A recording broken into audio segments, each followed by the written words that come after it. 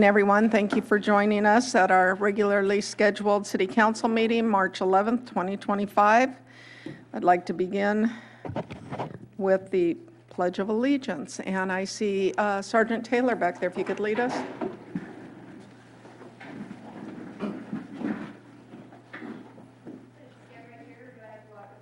You're good. To the flag of the United States of America, and to the republic for which it stands, one nation, under God, indivisible, with liberty and justice for all. Thank you very much for that. Reports. Mr. Schultz, closed session. Yes, good evening. Prior to tonight's regular session, council met in closed session to discuss real property negotiations. The two properties discussed were the Morrill Elementary and the Vista property with regards to the Morrill Elementary School. The City Council directed staff to re-engage with the district on potential purchasing that property. And on the Vista property, no action was taken that requires reporting under the Brown Act. Thank you, Mr. Schultz, for that. With that, we will move into Mayor, Council Member reports, announcements, and presentations. I'm going to kick off tonight because I'm going to be short and simple. Last week, I had a meeting with SLOCOG, San Luis Council of Governments, and RTA. And just so the community is aware, the meeting is televised, so you can watch it back. There was a decision made to SLOCOG to claw back some money they needed for a shortfall in the Bob Jones Trail, which is about $48 million for that project right now. And they picked 3 projects to pull the money back on. One was the 227 roundabout in San Luis, and the other 2 were the 41-1 project in Morro Bay, potential roundabout, and the connector for the bike from Morro Bay to Cayucas. And I want to share this with the community because it has many layers. We will be visiting the roundabout project here at Council next month, I believe, and have that deeper conversation, which now will include what that change in funding looks like. That project was slated for 28-29, and the bike connector was slated for 26-27.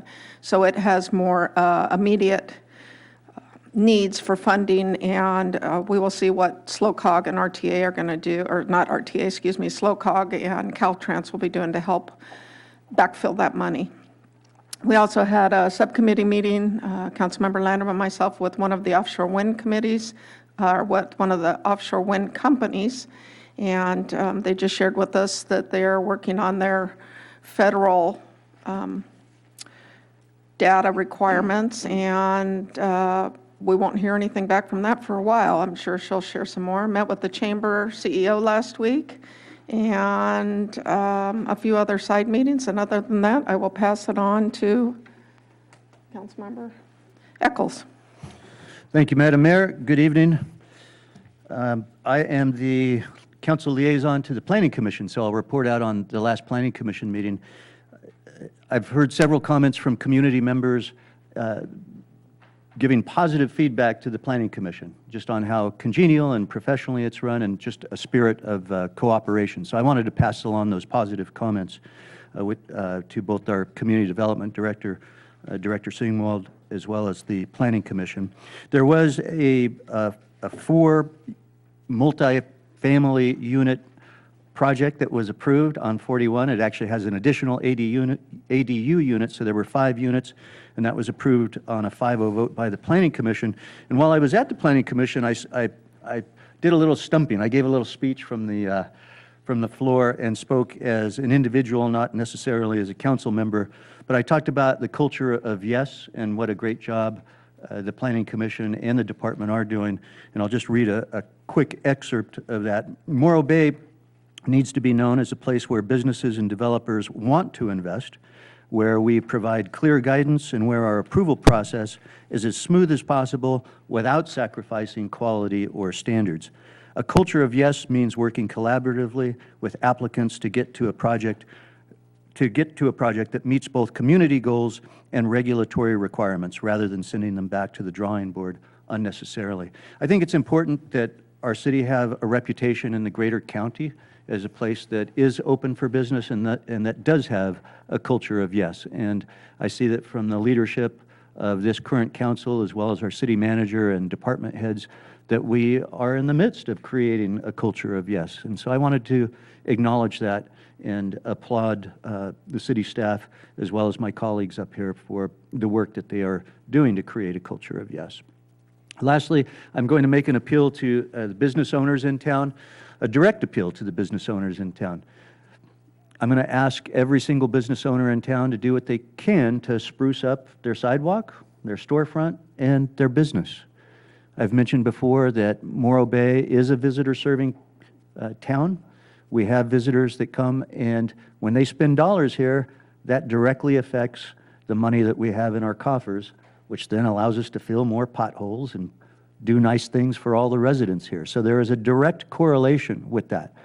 And a lot of folks may not be aware, our #1 revenue generator for this city is sales tax. A lot of people think it's property tax, but actually behind sales tax is the property tax. So when you combine our sales tax revenue, that's the Q&E revenue, as well as just our general sales tax revenue, it's the greatest revenue generator for this city.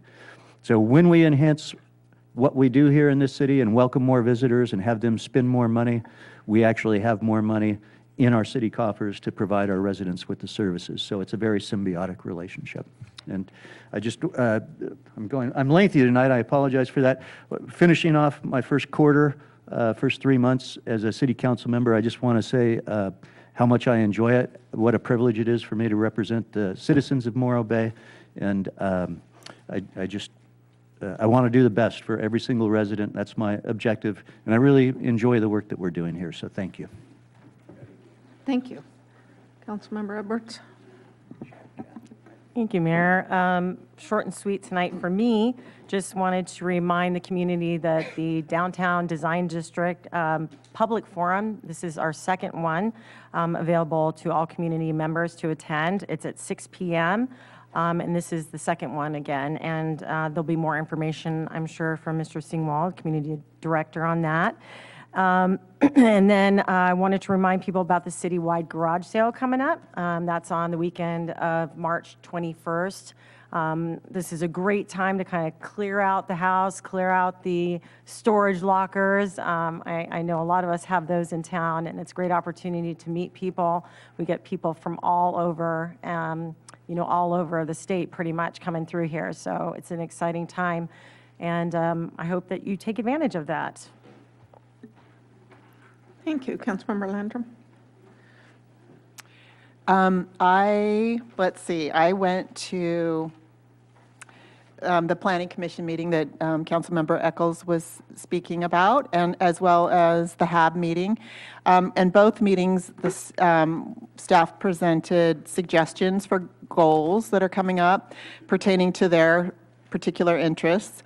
I noticed, especially for the Harbor Advisory Board, there was an emphasis on short-term goals, which I think is really good. I think it's more, in my opinion, it's more realistic and achievable and better for us to focus on shorter term, like 6-month kind of things that we can actually accomplish rather than these 2-year plus goals that seem to never get accomplished.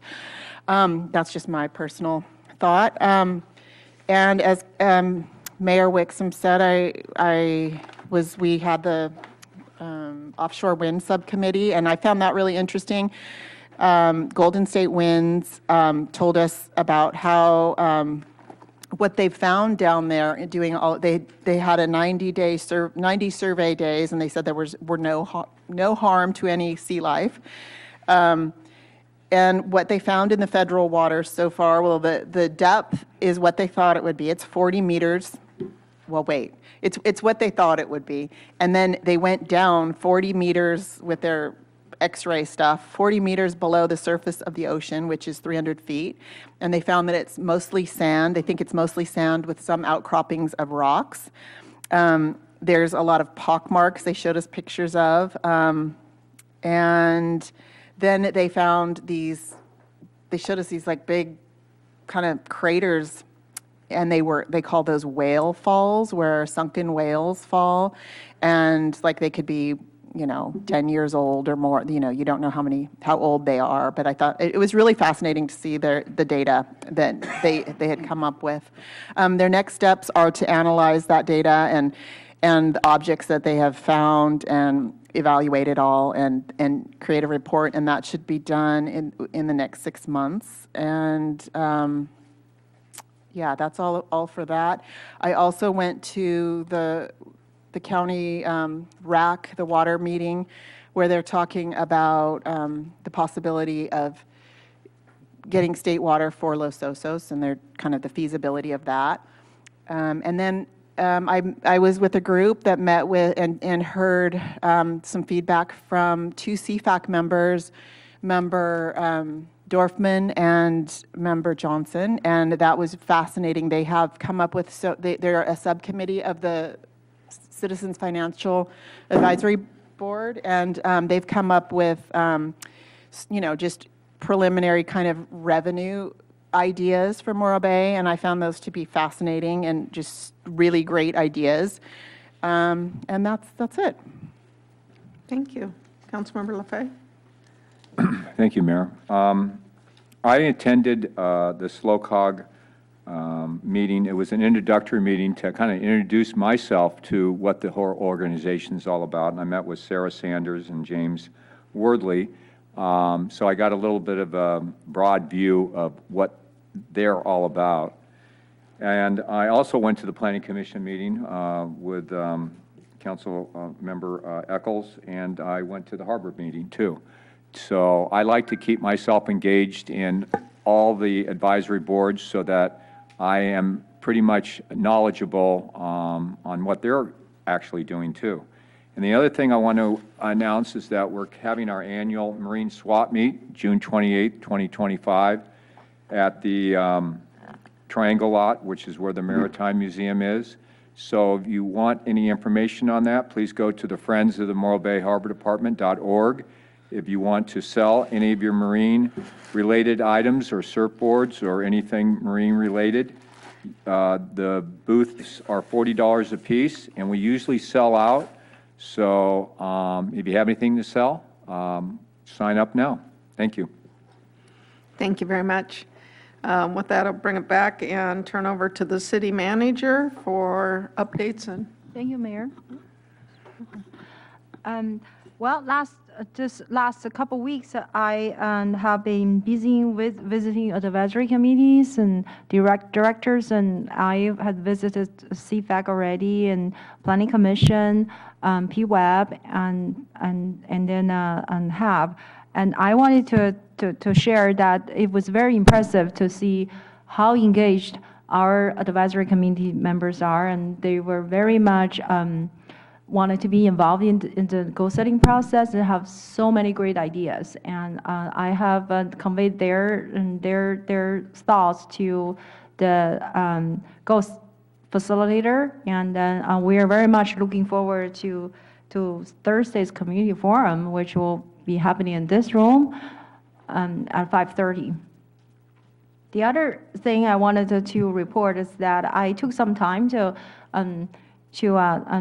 attend a demonstration from a AI-supported software, and this software is about economic development and look at all the data that they can pull from internet, and then they tell you economic development related information such as vacancy rates and what kind of, even down to what kind of restaurant, what kind of business you can attract. It's very interesting. It's very expensive too. But what I want to share with council and the audience is that based on preliminary research and then demonstration showed that in Morro Bay, we still have demand for more restaurants.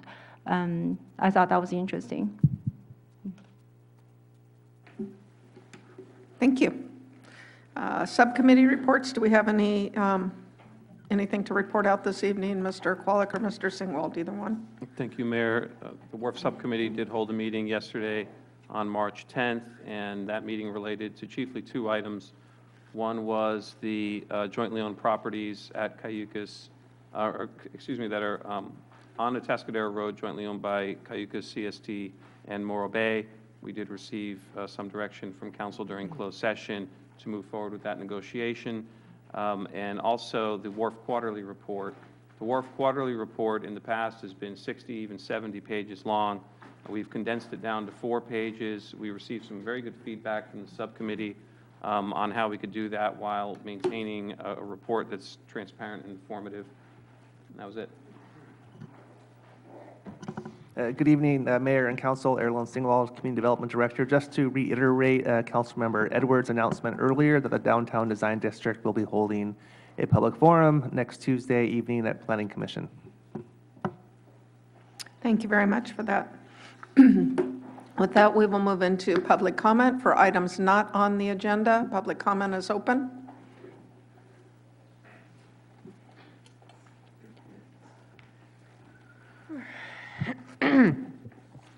So I still haven't taken the time to go over my notes because honestly, strange as it may sound, I really liked having a good foil, and it was kind of hard on me going through those notes, having known that I have lost that foil to cancer of all things, especially considering the fact that last week a third member of my family succumbed to cancer. In light of that, I will instead go ahead and reiterate, well, some of these are going to be reiterations, some of them might be new, things that I've mentioned before that you guys can specifically do, I think would definitely benefit this town, and I also think you might be able to make the argument that, in fact, they could benefit this town economically, which would, in theory, keep the Chamber of Commerce from suing you guys. First off, I'm just going to say that I came up with this idea while I was walking to Albertsons. I was walking up there to get my my frozen cancer, my beer, and my Chiquita Death Squad flavored bananas. And every time I'm walking up there, I do this once, maybe a week, every other week.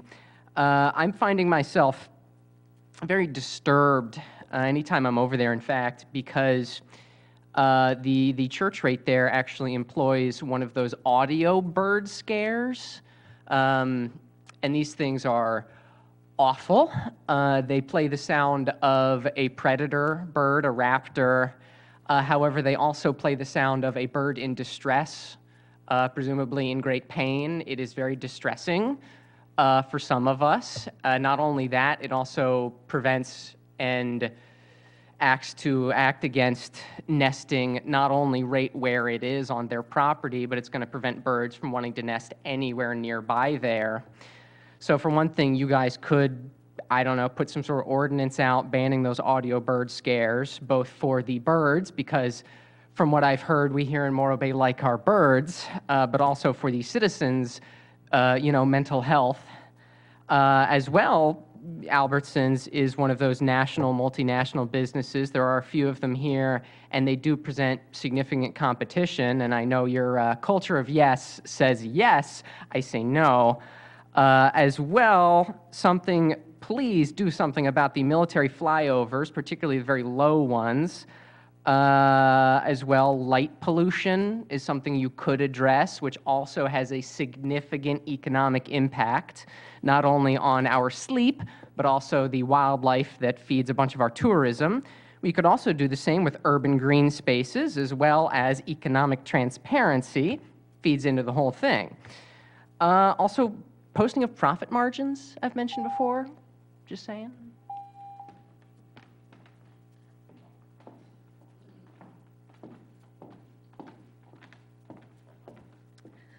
Good evening, council members, mayor, city leadership.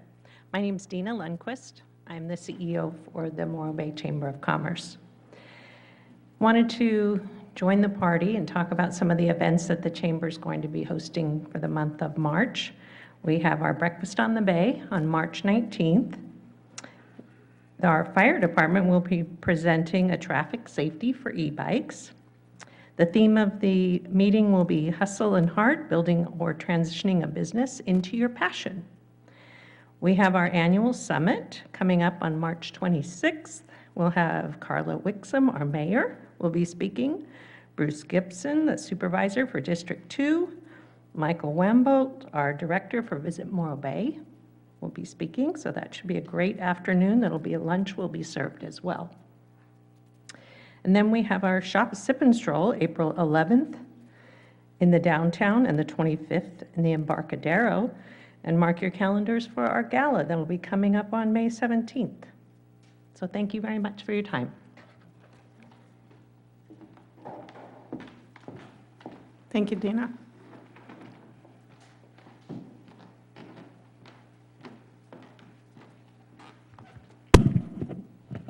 Good evening, Madam Mayor, ladies and gentlemen of the City Council and city staff. My name is Jeremiah O'Brien. I'm here representing the Morro Bay Commercial Fishermen's Organization, and we are here to ask you tonight to include the commercial fishermen, to please include the commercial fishermen on the panel of the Waterfront Master Plan. And we have one of our members, Mark Tognazini, who is interested in taking that position. I am here on his behalf tonight because he is in Mexico. And we'll be back later in the week. But anyways, that was it. Thank you all very much. Thank you, Jeremiah. Anyone else for public comment on items not on the agenda? AGP, are there any raised hands? One moment, there is one raised hand. I don't have a name, it just says guest. Just give us one moment. User with your hand raised, you may speak.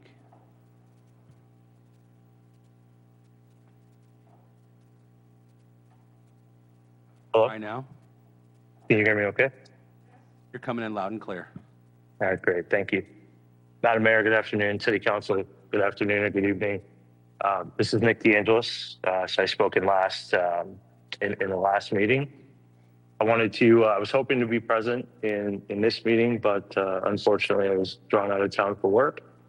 But I wanted to draw a couple of things back to the last set of commentary that I had in the previous meeting, and I also wanted to call out, the 3 or 4 emails that I've sent so far on the city. And first, want to applaud this group for actually taking action on some items that I've called out as being, things that we have not actioned on before. One of them being Morro Bay Elementary.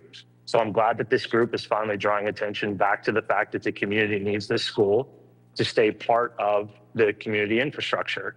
That, quite frankly, was not a thing until I declared that I was going to bid on the school to purchase it. And now this city council has taken action into their own hands to make it a topic of conversation, which should have been done, quite frankly, when Councilmember Landrum had brought this to attention 2 or 3 meetings ago. So I'm glad that as the community goes to bid for certain things to keep dwellings as part of the community, that we're actually taking action. It's about time that we're actually putting words into action. That's great. Thank you for doing that. If for whatever reason this city council does not approve Morro Bay Elementary for purchase, I am declaring here officially that I will purchase the school and donate it back to the community. So that still is the same thing that I told Councilmember Landrum, but I'm glad that it is finally, getting moving. So that's great. I do, however, want to draw a couple of things back to attention this week that I'm a little disappointed with. One is that there was a significant amount of capital expenditures and projects that are not on this week's agenda, which is concerning because the infrastructure that was presented by the city team is not to be discussed today, and it needs to be. The infrastructure in the city needs to be improved. The infrastructure in the city was brought forward as being an opportunity that needs to be addressed. And the last point that I'm going to make here is that I have a significant issue, as it has been stated in multiple emails, with the lack of accountability and structure to focusing on the budget for this city. So I can appreciate this group wanting to go out and have conversations about Morro Bay Elementary, but I have a significant issue with items that are in reference to the budget not being addressed in this meeting because it is one of the things that is highly questionable. And I want to draw attention to the CFAC meeting that happened in February, where certain members of that committee had said that we cannot track our current spending against Measure E and Measure Q against the general fund. And regardless of the reasons for why that happened, it is unacceptable. And this group, this city council board, needs to come back to the general community with an understanding for where our money is being spent. Thank you, Nick. Your 3 minutes are up. Thank you. Thank you. AGP, are there any more raised hands? There are no more raised hands in the queue. I have one more. Yes, please, come on up. Hi, my name is Margaret Carmen, and I actually just want to say, I'm just feeling really excited that after coming so many times, I'm excited to get here. And like you see people walking down the street and you know who they are, and I'm just excited we have such a welcoming city council and staff, and that we get to come here and not just complain about things, but be grateful. So thank you. Thank you, Margaret. Anyone else for public comment? Seeing none, I will close public comment and bring it back to staff. And I am out of sync because I should have asked this question a little earlier. Chief McCrane, is there any update for the upcoming storms? I'm sorry, I should have addressed it earlier.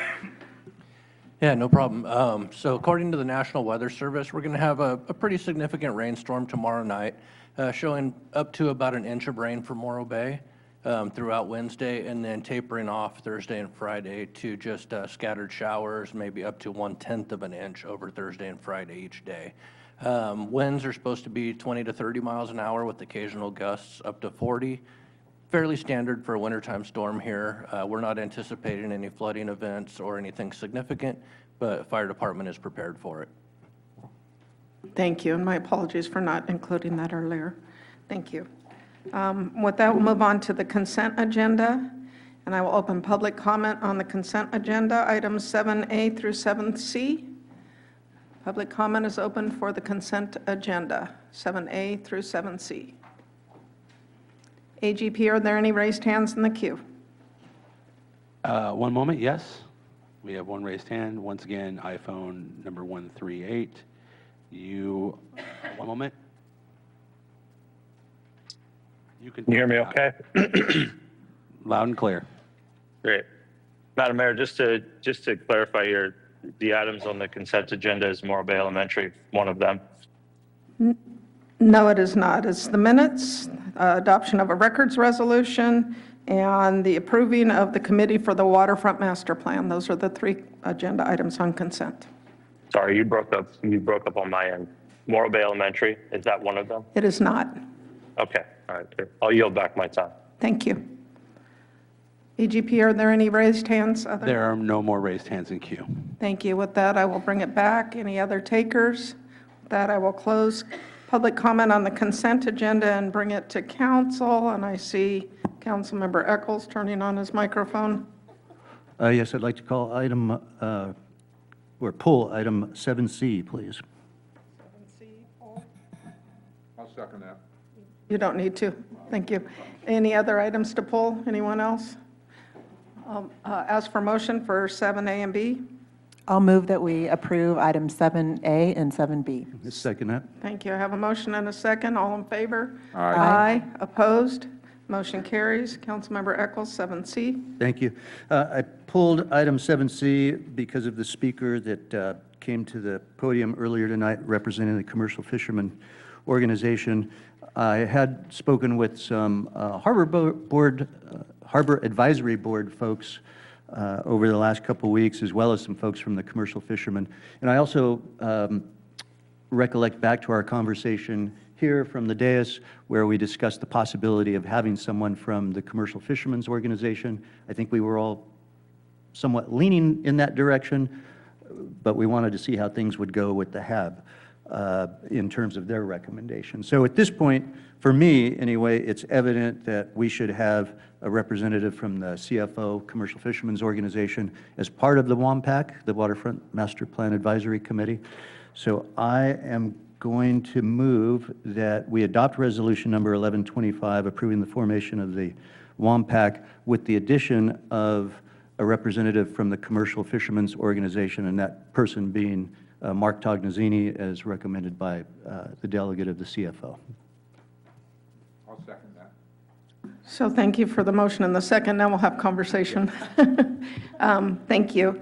I can support that we had that conversation. The only thing I'm not clear on is my understanding that there was other people from the Morro Bay Commercial Fishers Association that were interested in that seat besides Mr. Tognazzini. So I'm just wondering, with the other groups, we had them vote. So I'm just wondering, Mr. O'Brien, I hate to call you back up, but if you could just give us some clarity, did the organization vote for that? Or are you just saying that Mr. Tognazzini would like the position? Because my understanding is there's another member of your organization that was also interested. Hello again, Madam Mayor, City Council, and City staff. My name is Jeremiah O'Brien, and I don't know of anybody else in our organization who is interested in that position, and it was unanimous in the officers and directors that, and they were very, very happy with Mark taking the job.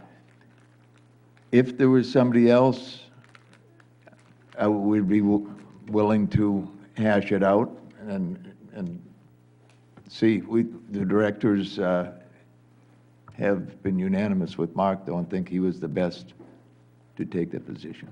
Okay, thank you. And if I could ask just one more question, Mr. O'Brien, is the representative aware of what the commitment is, the timeline, and the commitment to the meetings over the next year or two? He is. Okay, thank you for that. Yeah, he's been Okay. through them before. Okay, thank you. Thank you. Thank you very much. Any other questions from council? No more questions. Or comments? No. My comment is that I definitely think that we need to have a representative from the Fishermen's Association and to weigh in on the waterfront master plan, and I'm glad that there's someone willing to do that. Yes, I agree with that. There is one other thing in the staff report that I just wanted to draw out to, was that there was comment made from one of the advisory boards about a seat continuing on after the advisory seat expired. And I suppose we can address that when those seats expire, but I'm not interested in extending seats beyond the members' time frame, because we were specific about the seats being open to members on those boards and didn't open it up to the general public. So I would hope we would address that next year when we do our seats for the two boards that those expire. So I'm not sure if that changes anything in that staff report item as far as the motion, or if it just goes as is. That's, I guess I would Erlen ask. Singwall, Thank you. Development Director. Thank So you. the resolution is silent on that. I Okay. think with the council direction this evening, it'll be clear that the intent and direction of the council is that those WAMPAC positions do not continue if the terms on the respective advisory bodies expire, in which case the respective advisory bodies would have to appoint new members to the Right, WAMPAC, which would come to the council for final approval. Right, or those members could reapply, so. Correct. I mean, I'm not saying they wouldn't hold the seat, they would just need to reapply. So, okay, thank you for that clarification. Can I just say, too, that to that point, and actually what I was mentioning earlier in my council member updates, is that it's my understanding that this whole process is going to take, for the advisory board, is 2 years. I think that's the longest it's going to take, and I would just encourage, that it maybe not take that long, maybe it be faster. And that also we really make sure that we limit it to that $750,000 and not go over that. Thank you. Thank you for that. Any other questions or comments? No? With that, we have a motion and a second. I'll just do a voice vote. All in favor? Aye. Opposed? Motion carries. Thank you. And with that, we will move on to our business portion.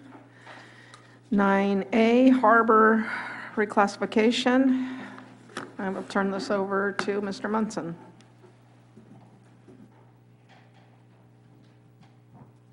Thank you, Mayor and council members.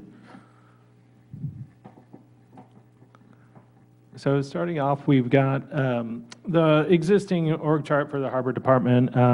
We basically got two divisions within the Harbor Department. Underneath my position, we've got the business side and then the Harbor Patrol side. Currently, under the business side, we're going to just focus on the business division side for today. So I'll go to the next slide. So on the business side, we've got a business coordinator, and then right now we've got two office assistant part-time positions. One of those we did not fill. We've been having the current part-time office assistant do both roles. One of those roles was temporary, was to onboard the system for the lease management software. So let's go to the next slide. So under this proposed reclassification, what we would be doing is eliminating the business coordinator position, promoting that, that position to the business manager, and then combining the two part-time positions to a full-time office assistant.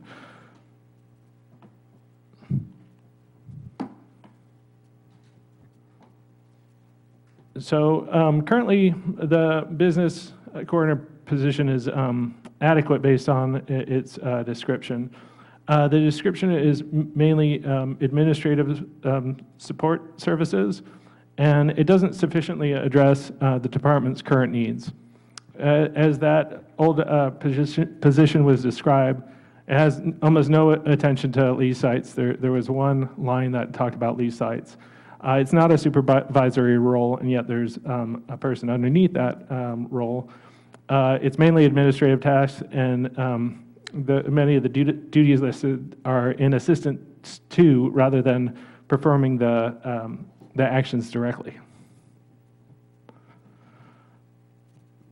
And so under the new business manager classification, the emphasis would be more on lease management, financial planning, budgeting, business operations, and policy execution.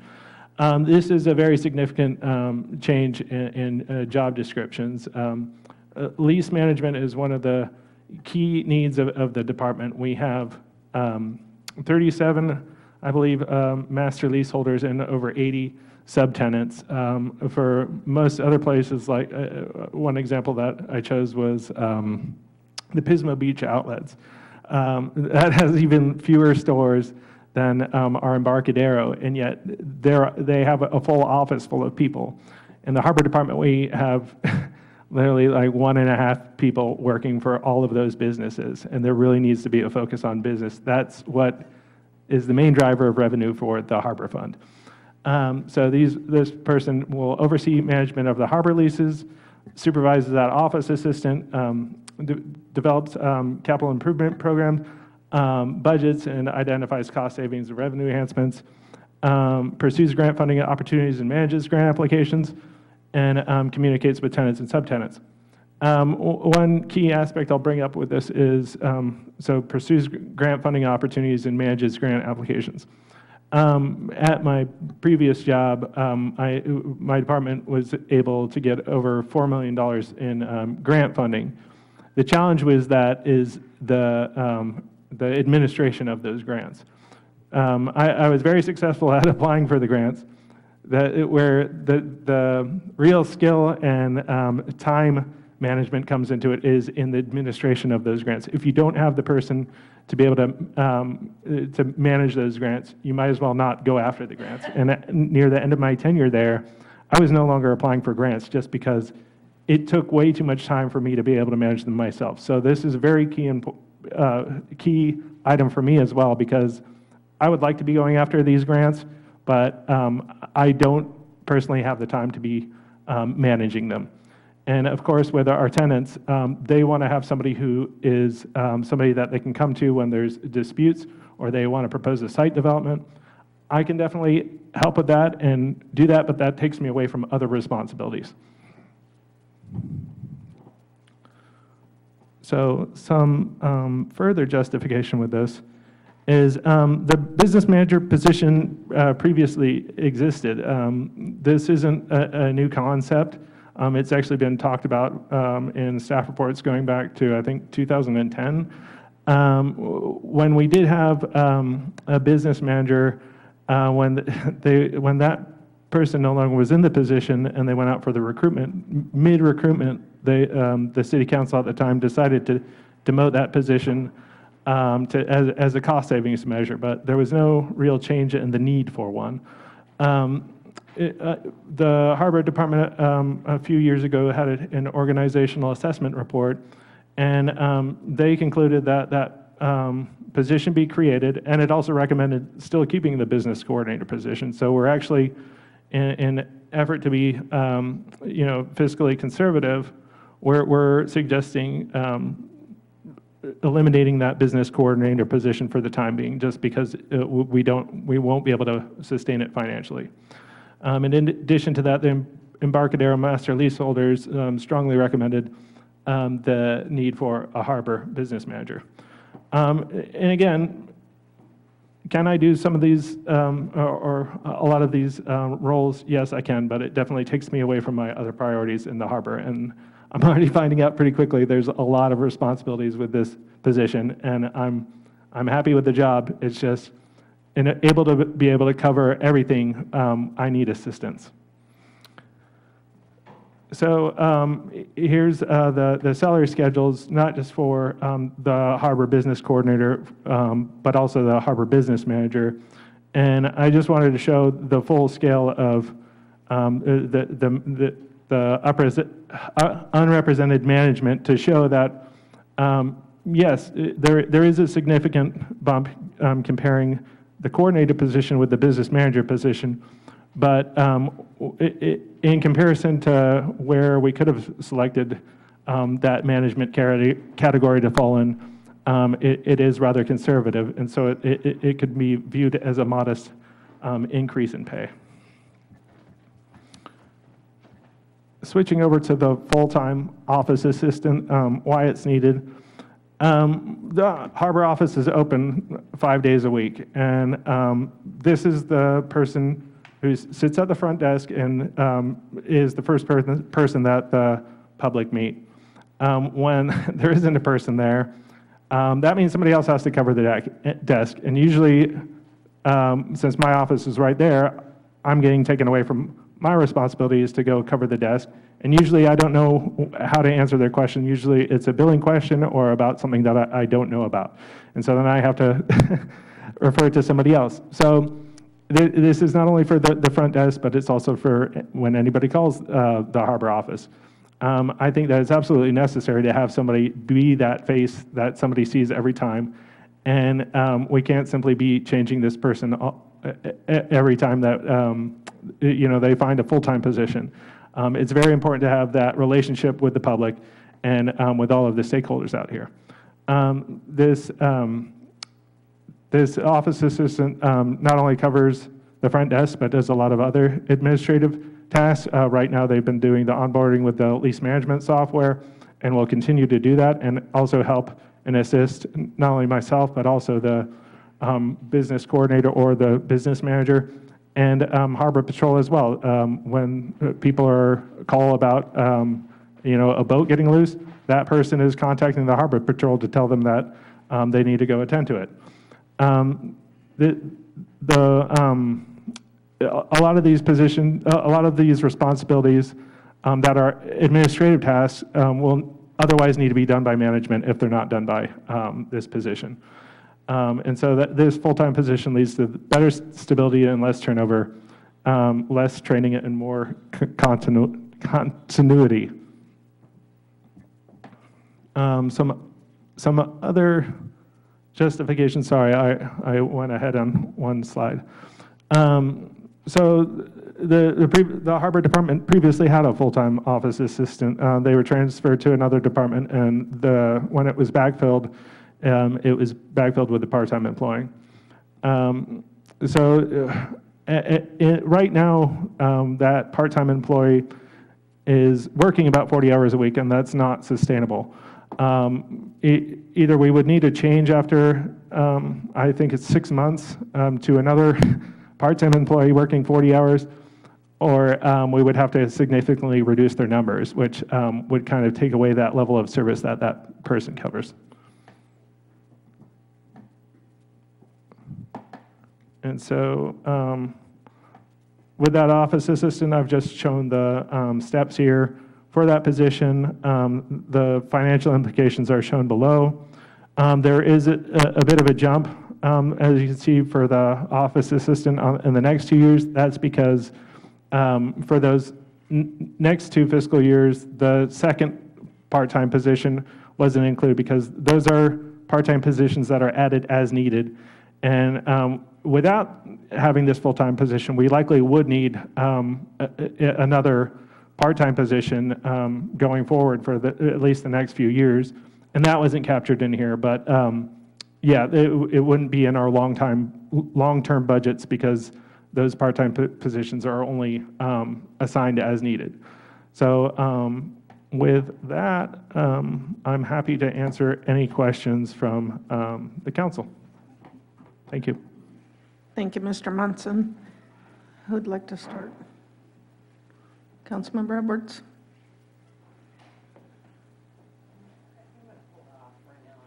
Councilmember Eccles, questions? Yeah, I'll just ask a question that I know the answer to, just to make a point. It's my understanding, Director, that this takes us back to staffing levels essentially that were there 15 years ago, around 2010, in terms of a business manager and a full-time person at the desk. Correct. I believe, yeah, about 15 years ago, we had both those positions, and yeah, we're winding back the clock a bit, but that was what we had. Yeah, thank you. Questions, Councilmember Lefebvre? As a business owner over the last 40 years, you know, we look at salaries, and sometimes we cringe if we give a raise, but we have to look at the quality of the work and the quality of the person that's doing that work. The business manager coordinates with all the leaseholders and has to have a good rapport with them and actually has to be their partner.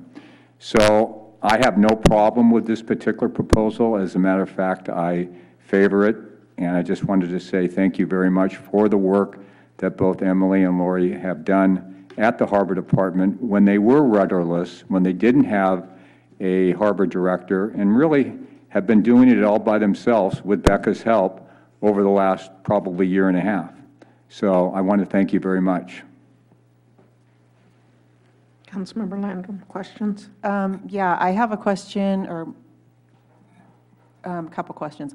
So on the staff report, towards the end, it says that at an upcoming city council meeting, the unaddressed reclassifications and long-term vision of the Harbor Department are to be addressed.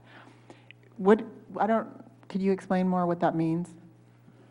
Yeah, so when I originally came on here, there was, in November, there was discussion about bringing a department-wide reclassification, and it was tabled until my position was filled and I got some time to be able to assess what would work and what wouldn't work. I have done some assessment on that so far, and I haven't found the perfect fit to make that the changes on the Harbor Patrol side defensible and possibly even expanding the Harbor Department. And some of those changes might not come for years as far as the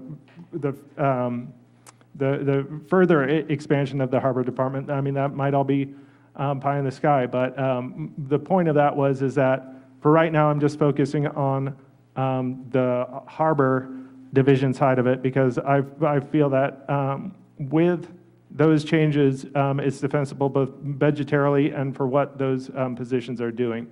And on the other side, there are still some things that we have to work through with both PERS, the union, and just to make the numbers work financially. And so my hope is to bring those to you, but at the same time, I need to bring you something that's defensible that not only I would hope that you would believe in, but that I can believe in myself. Okay, I guess I didn't know about that. Also, who will be responsible for monitoring the lease sites? Because that's been something that we found is really lacking, is the keeping up with the lease sites. And compliance and all of that, who in this structure are you proposing is going to be doing that? So that's a kind of a multifaceted approach. There's myself, the business manager, and then also the Harbor Patrol supervisor.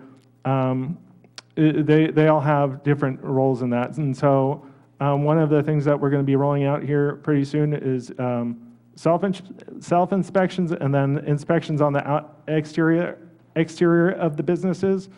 And we are going to start holding accountable the different businesses. And one of the nice things with this lease management software is that now we'll be able to track the messages that we send to the leaseholders, showing them of compliance issues. And so when we get to 15 years down the road and we're talking about tenants in good standing, that record of the actual tenant standing will be preserved rather than it being in somebody's file, in a desk.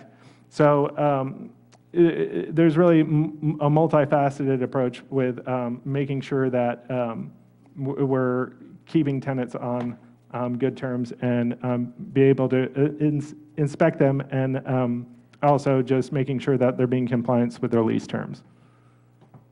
Okay. I have to add that I think before computers, people were able to monitor, property managers could monitor whether tenants were in good standing, And so this is an ask really for more, outlay financially, and I'm wondering how you see this as bringing in, is this going to result in increased revenue? I think that the business division is the heart of our revenue. I mean, we bring in, I don't have the numbers, or actually I do. Let's see, off of our harbor leases, just this year alone, it's 2.3 million that we're bringing in through our harbor leases. That's the bulk of, that is where the bulk of our budget comes from. And those leases need attention. We need to be if right now, because there was a backlog when I got here and we're getting through them, there's many tenants who want to have lease extensions and give us better terms. But in order to do that, we have to be able to have people that are paying attention to those leases, know the ins and outs of the leases, and can get them in a position to be able to bring them to council for approval. So that requires a lot of work and a lot of attention, and it's frankly beyond what I can do alone. And so we need that support of both the business manager and the office assistant to be able to fulfill that. Thank you. Thank you. I have a couple questions before we go to public comment. You talked about the software. Are you talking about Yardi? Yes. So I shared with you my frustration, and I don't know that I really ever got an answer, that we actually funded that program and a staff person 9 months ago for that, but yet it's barely or is just now being implemented. So I'm trying to understand, is that half-time person never took the job, or they're gone, or it's what happened that hasn't gotten done in 9 months? Okay, thank you. And luckily, I had our office assistant come up with a rundown of where we're at, where our successes and what needs to be completed on that Yardi system. So basically, that person was only hired back in September, and then and as you know, there was a lot of turnover within the department, and there were just other priorities to be able to even hire that person. And so from October of last year, that's when we started the initial setup with Yardi. In November, we had the rent and bank account set up. Then in December, that's when I came on. That's when we started having our initial trainings for Yardi with the account coordinator. In January, the portal that they used was offline. It was unable to be used. But then in February, we jumped back in, and that's when they started setting up the payment systems with the individual leaseholders. And now that we're in March, we're starting to receive those first payments. And so I know it seems like a long time, but usually with these systems, what happens is that they have a very template model that they use, and then they customize it based on your needs. And then they also need all of the information regarding your agency. And so based on that, they start building that, and then they have the rollout. And so that rollout really only started in December of last year. And at that point, it was still incomplete. They still need to build it as you are getting trained in it. And so I know it seems like a long time because the council had authorized us bringing that person on, but as far as actively working on Yardi, we haven't been working on it that long. Thank you. I have two more questions into that. So this office assistant full-time position will take over those responsibilities. That's one of the half-time positions that this goes into funding, the full-time position? Yes, and so rather than having an independent person just focusing on Yardi and one person focusing on the front desk and doing all of the administrative tasks, we will just have one full-time employee covering all of those responsibilities. And you said there were 37 master leases, is that correct? Yeah, that's at least what I found when I Okay, was looking through. so what is the expectation then of when that input, how long, I mean, we're talking about years before that's going to be put in at this rate? Or is once this program gets up and running and we are funding this person full-time with the idea that half of that time is spent towards doing this implementation, is there some sort of I'm just trying to figure out when this... So I would think of the lease management software as more of a tool than something that they're actively, constantly working on, and you can populate it over time. The main benefit with it, Cherise Hansen had a good real life example from it. Previously, when we were issuing invoices to different people, we would be issuing them a carbon copy paper invoice that they would have to fill out, and we'd give them one of the copies.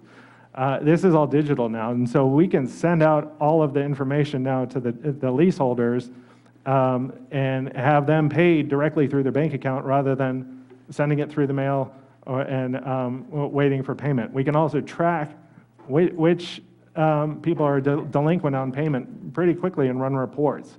And so, and then we can also identify where the holes are.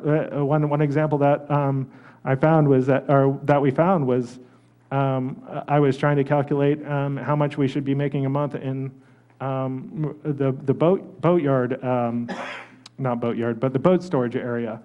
And it was pretty simple math, just the number of boats times, how much the rate.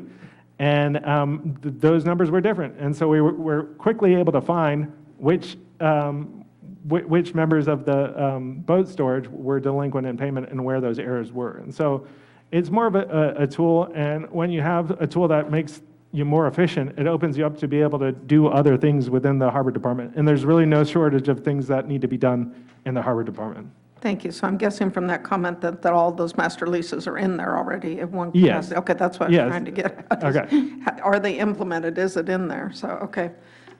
That's all I have for right now. I'll circle back. Public comment is open on this item.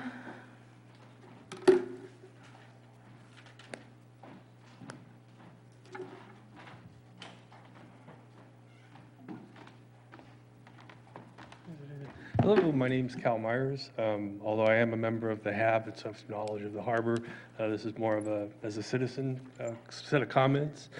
If we look back at the history of the harbor department, it was actually set up not to patrol the harbor, but actually to manage the mall, the Embarcadero. So it's nice to see it back to its roots again. I think the changes that are proposed, turns it into a professionally managed organization.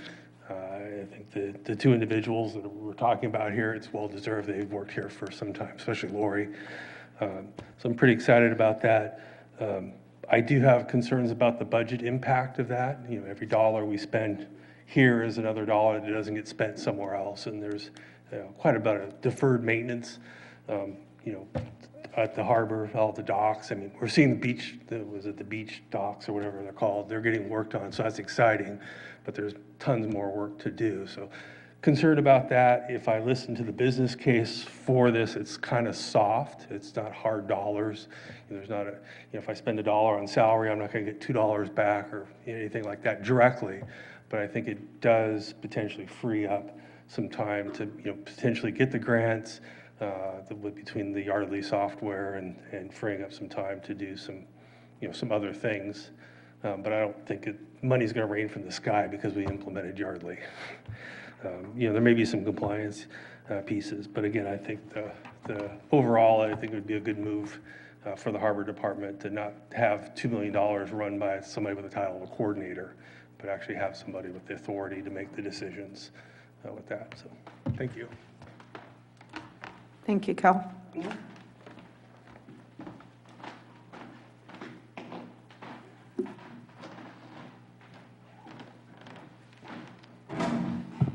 Good evening once again, Madam Mayor and City Council members, City staff. My name is Jeremiah O'Brien, and I am with the Harbor Advisory Board and with the Fishermen's Organization, but I'm here right now representing my wife and myself. But in any case, that was a super presentation, Chris. It was, these guys work hard down there. I've been here 45 years or so, and we've had a consecutive group of the best people. This is an unbelievable Harbor Department, and it's been run that way consistently, but it's always been shorthanded. The staff has been amazing.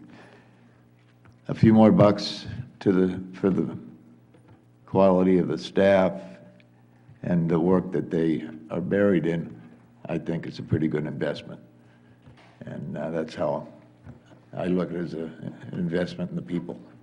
But thank you very much.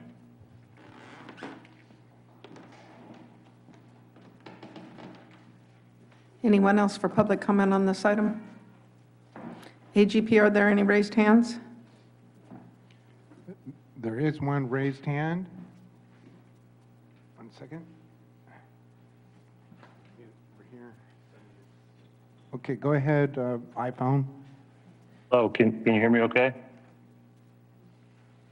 Yes, we Absolutely, can. yes. All right, great. I think the comments that I'm making here, Madam Mayor, I agree, council members, I agree with the things you're saying.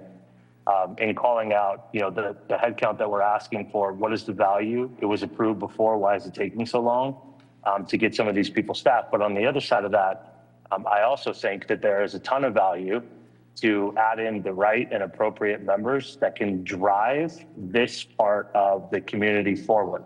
So if it is reclassification of certain harbor details in how we're looking at the people generating revenue and providing more value for the community, great. But then what is the strategic vision for how we're going to expand on the harbor in totality? I think that is the piece that is missing from here. And, added headcount, that's great. Reclassification of headcount, I agree with. But on the other side of that, what revenue value or what generated value are we going to add to the community's overall value for expanding the harbor in totality? The community and everything about the Embarcadero was built on the fishermen and all of the revenue that adds to that portion of the city.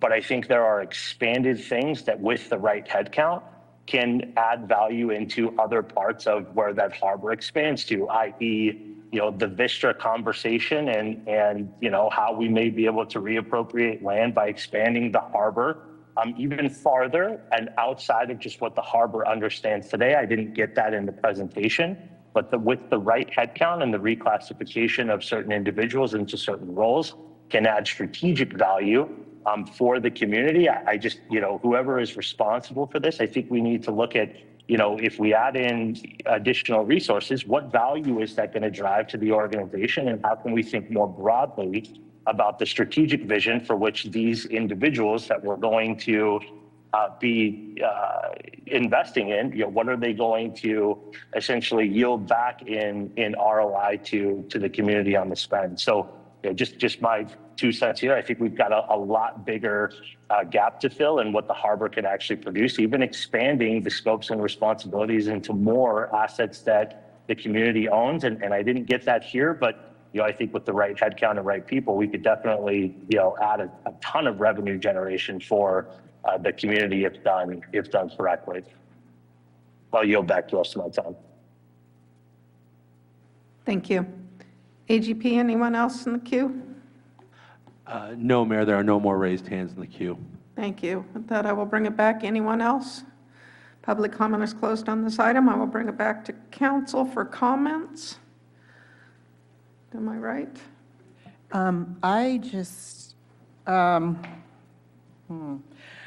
Well, I think that I appreciate all of this, all this information and the thoughtfulness that was put into all of this.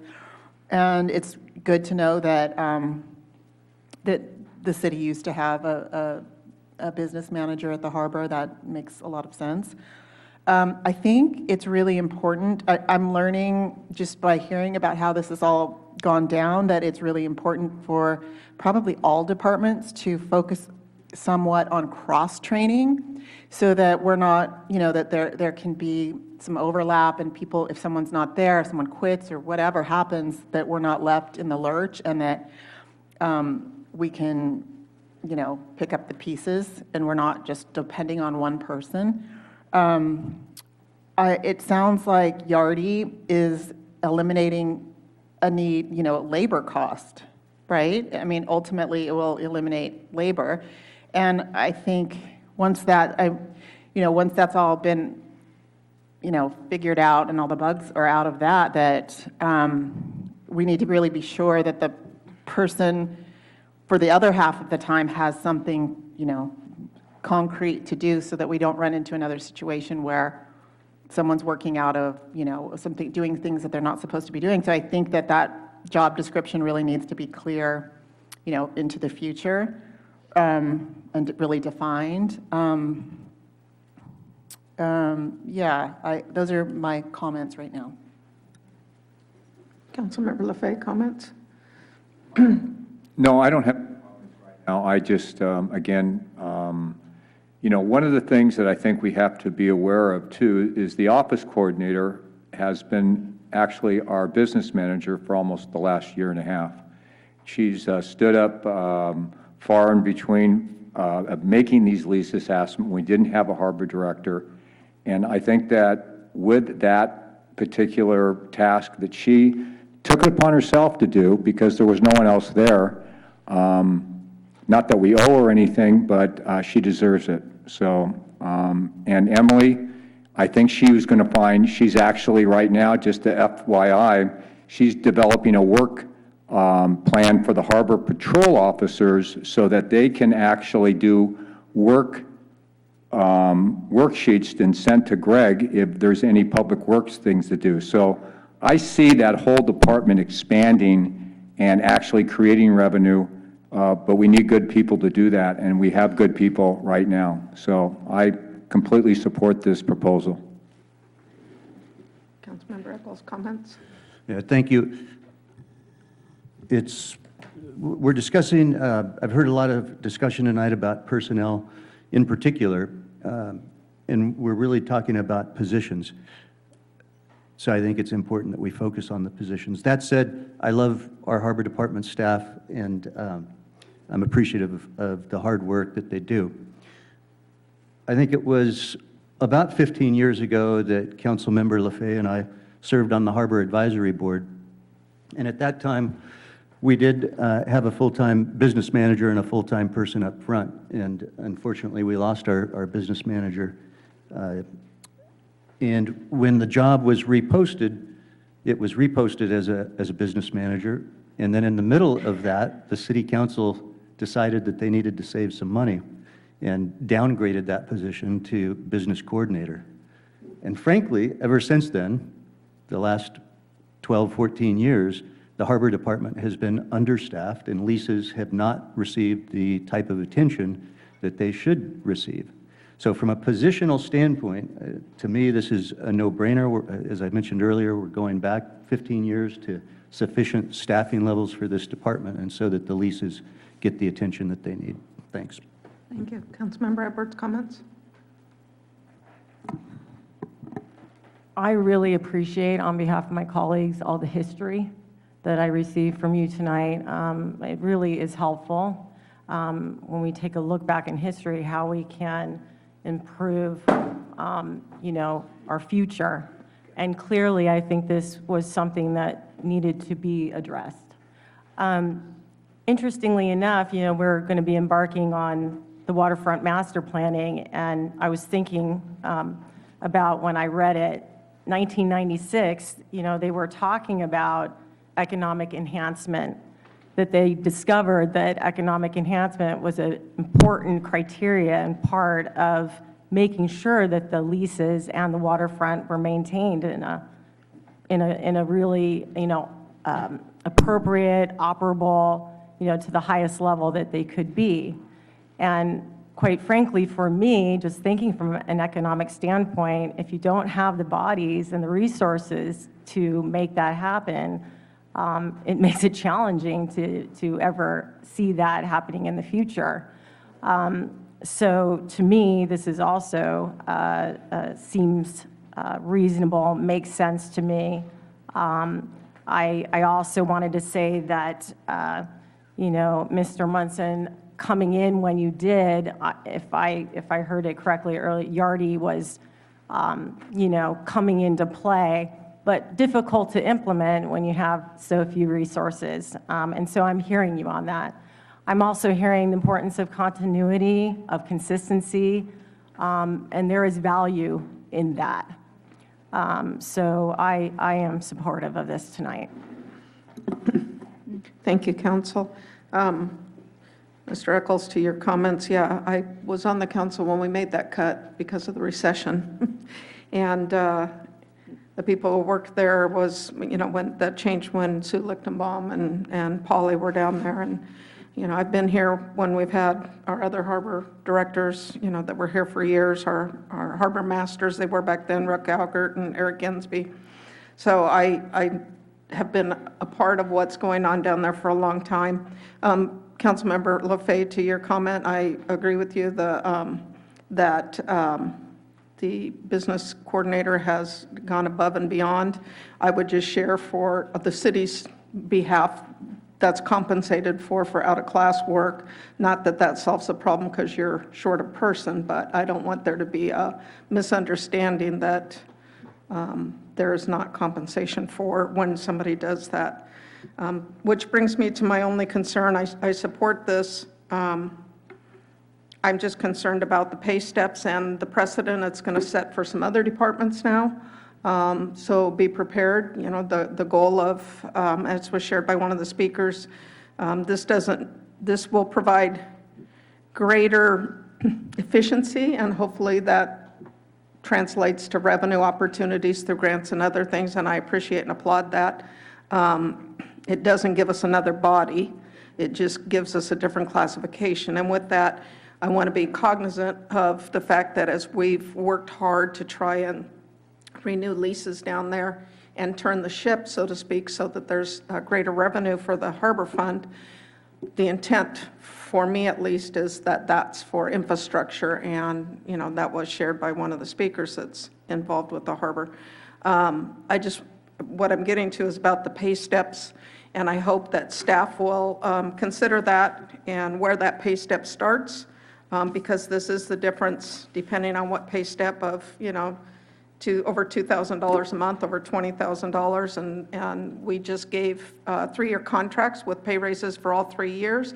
Plus, we did a comparison, county comparison, and did equity adjustments on top of that. So it's a lot of increases on increases on increases, and when you start doing that, again, you open Pandora's box with other departments and reclassification. So I just want us to all be aware of that as we move forward with this, and I hope that the city manager will consider that in establishing the pay step that's appropriate for that new position. With that, I will ask if someone on council wants to make a motion. Yep, Councilmember, I'm sorry, Councilmember, City Manager. Thank you, Campbell, Mayor. Thank you. Thank you. Yeah, well, thank you to Mayor and members of council. We really appreciate the comments that all of you offered. Your support to the Harbor Department means a lot to the department, the citizen, and the staff, of course. I just have a couple clarifications points I wanted to make. Harbor Department already know that. I want to clarify, it's on its own, it's an enterprise fund. So it's a bit different. It's not different in that they're not sharing money with, if we're worried about police and fire and road paving, it's a separate enterprise fund. And also the pay difference, in one of the slides indicated the cost for this proposal. I also wanted to add to that this current recruitment with the new Harbor Vitality Director is, and the pay, there's some savings from before, and which was not captured in this in the cost, because that's just the cost for the changes, but not including the difference between Harbor Director, the prior Harbor Director, and then our new Harbor Vitality Director. And so that's another thing I want to clarify. And also I wanted to talk about Harbor Vitality Director, this position. It is true, I heard from comments that this Harbor Department, the leases and all that business is certainly, that's very, very important part of that. That's how funded this fund. Also, we also know the infrastructure is very, very important for Harbor. And I felt I was very pleased that with our current Harbor Vitality Director, he has experience in infrastructure improvement, and I think that really is different from our prior director. So with the added help on the business end, that would free up Harbor Vitality Director to focus on the things that really need to be focused on, which is overall growth, overall well-being of the department, including business infrastructure, and also the safety part of that. That will add the capacity to work on grants. For example, I would say that the revetment, all these need a lot of money to repair. Harbor Fund, looking at our Harbor Fund financial statement, the fund itself is not going to support the needs for infrastructure. We will have to rely on either grants or some other revenue source to be able to meet the needs.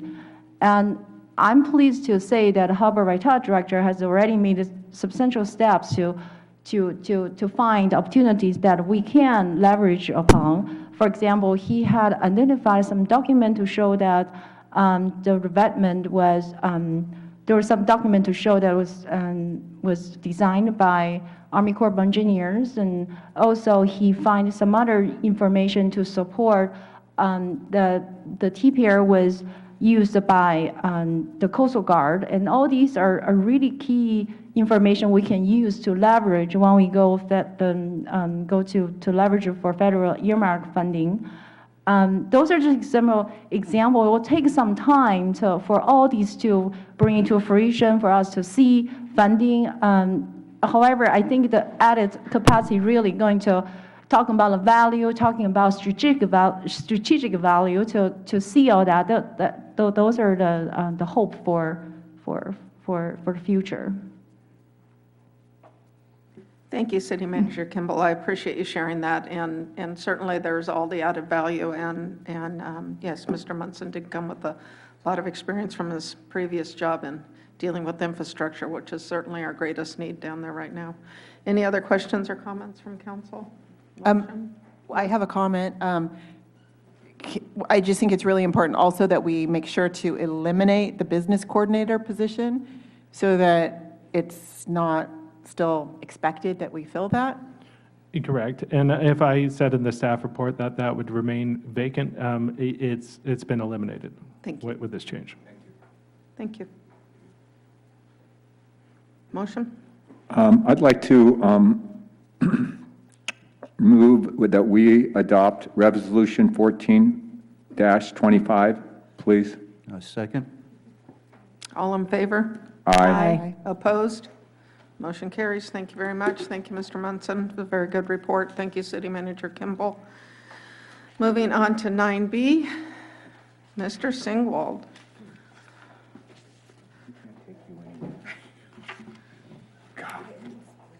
No, I know. You know what would happen? So good evening, Mayor and Council. I'm Mayor Lone Singwald, your Community Development Director. So this item is an update to the council and public on short-term rental ordinance implementation.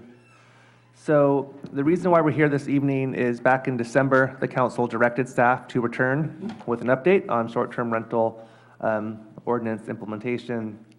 And really, this is just an update for the council and an opportunity for the council to confirm staff direction.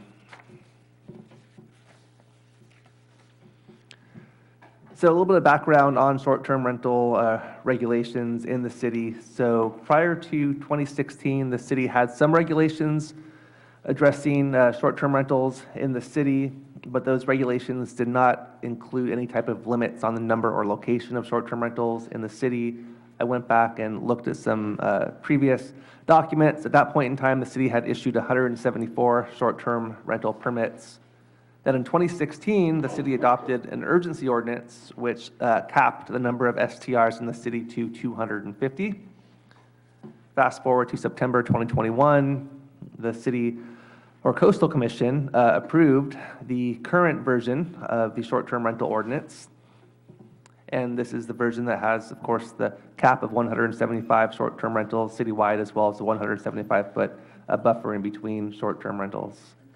Then in May of 2022, HDL took over business license administration.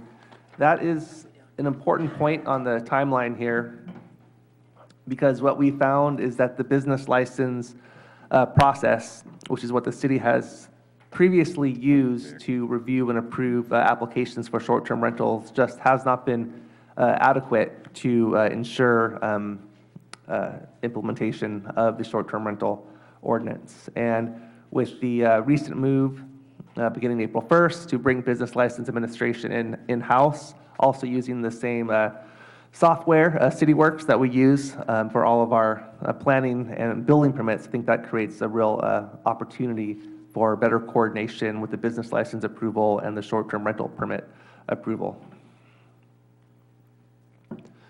So this slide here summarizes the latest information on the number of STR permits in the city. And I wanted to use this slide to make a comment. It's brought to my attention that there are comments in the staff report that could create an impression that staff in my department is maybe not completely certain on the number of short-term rentals or the data and status of the program. That couldn't be further from the truth. My team has been very, very committed to this project and launching this STR permit program. I can guarantee you that just about any question that we could hear from the council or the public or property managers, my team has spent multiple hours deliberating and looking at different options, getting up on the whiteboard, brainstorming, and arriving at a decision and moving forward. And I think it's that type of collaboration that's necessary to roll out quite a complex program such as this. So, with that said, these are the same numbers here that were reported by my predecessor in January of 2024. As I comment in the staff report, the number has only gone down because in the past year we haven't issued any new STR permits in the city for full home rentals or home share or commercial STRs. And of course, these these permits do not transfer on property sale. So if any STRs have sold in the past year, they would not be able to renew, and they would reduce this number. Additionally, there could be short-term rentals that just have not renewed their permits. They've let the permits expire, so that would further reduce the number. Now, does that mean that because we're below 175 full home rentals, as shown on this slide, we're going to turn around and let people off the wait list and permit new short-term rentals? It doesn't, because we don't have 100% confidence in the data. That's just the reality, and I'm being really honest with that, about that. Until we go and we inspect all 200 STRs, and right now, I was just talking with my building inspector this morning. He has 10 short-term rental inspections lined up in the next week and a half. So we're going to go into every single one of these properties and inspect each one with a fairly detailed inspection checklist. We are reviewing copious amounts of information to process a new STR permit for every single property, looking at house rules, insurance information, making sure they have the proper a good neighbor brochure, the signs posted in the front yard, they meet the required off-street parking requirements. There's a very detailed process involved in analyzing all these STR renewal permits. And until that's complete for all the existing STRs, I'm calling this year the year of a permit audit for all the existing STRs. Until that's complete,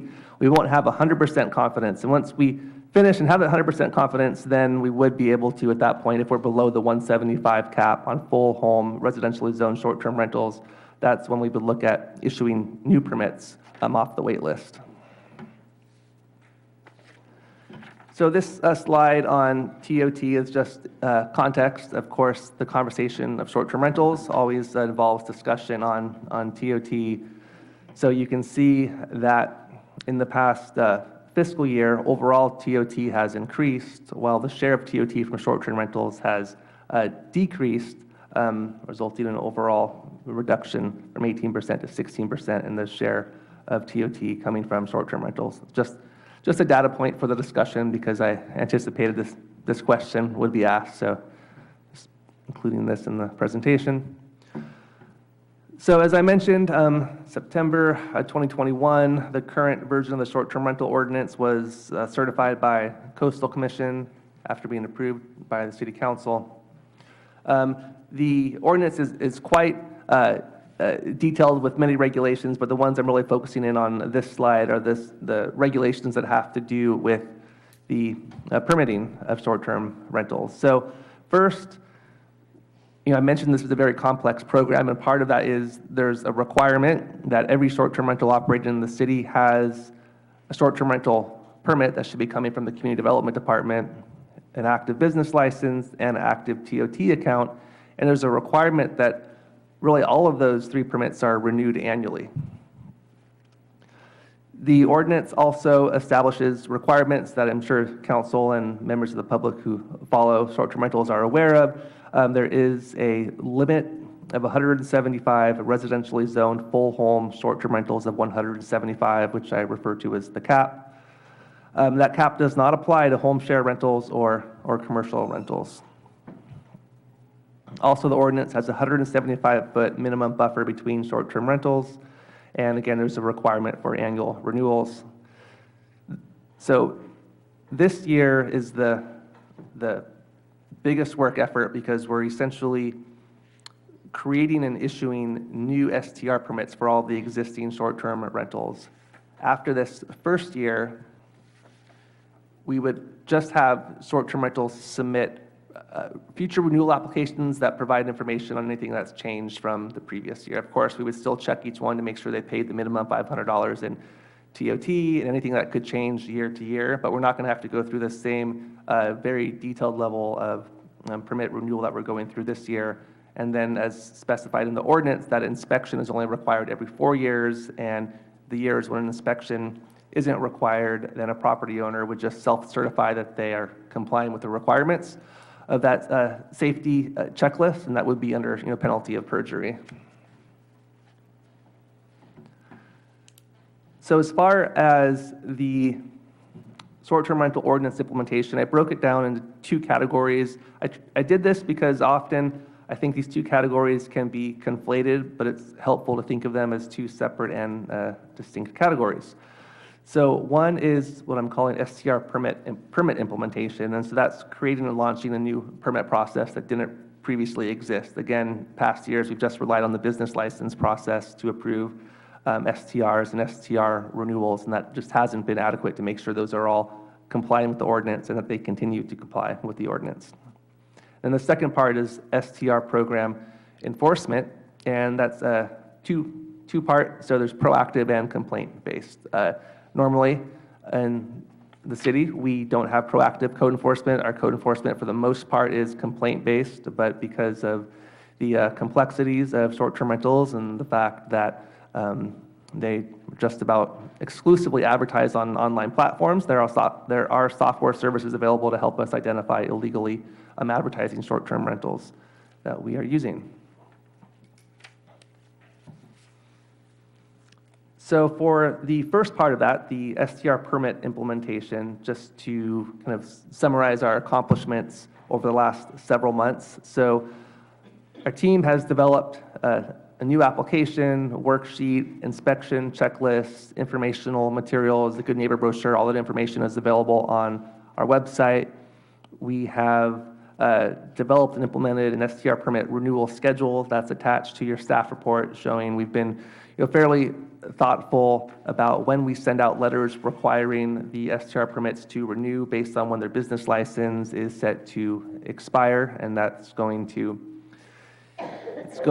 spread the workload out over the year based on those expiration dates. And then, of course, we've met with several property management companies in the city, as they represent a large percentage of the short-term rentals. And as I've shared with the property managers, I see many of them are in the room this evening. I see an opportunity there. Since they represent so many vacation rentals, I think we can work together with them to efficiently complete inspections and efficiently process their renewal permits, which benefits both of us. So next steps for the permit program. So we'll continue throughout this year to process those renewal permits for the existing STRs, and this will bring the existing short-term rentals into compliance with the ordinance. Now, this is tricky because there, may be minor violations that could be very easily corrected through this renewal process. For example, there may be short-term rentals. We know there are short-term rentals that don't have the required sign posted in the front yard, and we will tell them, put up the sign, and as long as you meet all the other requirements, then we'll issue your permit. There are also short-term rentals in the city that may have a permit from past years, but possibly don't meet the off-site parking requirements of the ordinance, which means they're not going to be eligible to renew unless somehow they're able to provide space on their property to meet off-site parking requirements. And those are going to be really challenging conversations that we're going to have with short-term rental owners. In addition, one of the items on our STR inspection checklist is a requirement for bedroom egress, a window of a certain size for safety reasons in the event of a fire. And that's a really important kind of non-negotiable health and safety item that we've discussed with our fire marshal and building inspector and property managers that could make it difficult for an STR to be able to renew and continue to operate. Another example that I think has been raised in correspondence on this item, and I expect to come up, is that requirement for payment of $500 in TOT. That is the mechanism that the ordinance spells out to verify that a short-term rental actually is being used as a short-term rental. And that is something that I would put in the category of, relatively easy to bring into compliance. Essentially, if a short-term rental tells us, yes, I have been operating as a short-term rental, and for whatever reason I didn't pay my 500 TOT, but here's the payment, that would be a correction that would allow them to be able to renew. But you can imagine processing 200 of these, each one quite a unique situation. This is a pretty major work effort for my department. It's going to involve some real difficult decisions moving forward. And then again, no new STR permits will be permitted this year. And I anticipate early 2026, probably a year from now, I would say February or March of 2026, we will have completed this process, and then we would have that 100% confidence in the data to be able to report out to the City Council to allow you to make informed, policy decisions moving forward on this. And then in the meanwhile, I'm happy to continue to provide quarterly updates on the numbers, just letting you know how many properties we've inspected and how things are looking. So now shifting gears to that second category of short-term rental enforcement, again, there's proactive and complaint-based. So we did about, I want to say 7 months ago, we contracted with HDL and Deckard Technologies to use Deckard's software, which will do a scan of all of the online hosting platforms for short-term rentals. They send us a list. These are all the short-term rentals that we found advertising within your city limits. We compare that to our permit records. If the short-term rental doesn't have a permit, we send a notice of violation saying that you're operating without the required permits, then we need you to shut down. If you do not shut down within X number of days, then you could be liable for paying X amount in unpaid back TOT to the city, as well as paying citations of up to $500 a day. We did the scan using Deckard in September and November of last year, and all of the short-term rentals that were identified as advertising did have permits, so we didn't have to send any of those notice of violations out. Again, that was just a snapshot of a couple months. We haven't had an opportunity to run this during summer months, which are the most popular for short-term rentals. With the decision to bring in business license administration in-house, HDL has explained that we can't continue to work with them with this Deckard technology, so we'll have to either contract directly with Deckard or work with another service, and I've already been contacted by multiple companies that provide the same service. There could be some efficiencies to continue to use Deckard. One way or another, we're going to have to figure out how to move forward on that, and that is a fairly high priority for us because it's important to have that tool available for enforcement. And then there's the complaint-based enforcement. Now, of course, this, as it sounds, is when we get neighbor complaints about short-term rentals. We haven't received a lot of those in recent months. Over the past year, we've received about 8 complaints. I think we're able to be resolved fairly easily. I think oftentimes when we hear concerns from council and public about short-term rental enforcement, it's on items that will actually be captured in that STR permit renewal process. For example, if a property doesn't have, again, their yard sign with the property manager contact information, all of those things, the TOT, all of that will be captured as part of the renewal process. So I think I already covered this, but as far as the enforcement program, next steps, we need to identify that vendor for the proactive code enforcement.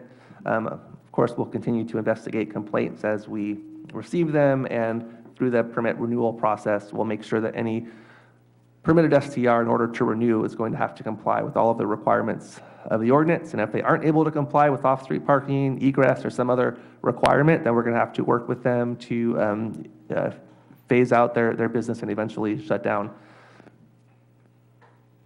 And that concludes the staff presentation. Thank you, Mr. Singwald. I appreciate that. Questions for Mr. Singwald? I'll start down there with Mr. Lefebvre. Councilmember Lefebvre. Yeah, thank you very much. I know this is just a file and report, but one of the things that concerns me is that, and I know it's going to take a year because as these permits come up and due, once we flush it all out, my concern is specifically, and I don't even know if you can change it, and I think I chatted with you about this, the vacation rental fee is $709, and that's across the board, whether you have 3 bedrooms, 2 bedrooms, or you do a homestay. There's 11 homestays. I don't think they should be charged $709, but I think that a 3-bedroom, I did a little analysis over this weekend, and I pulled up Toro Lane.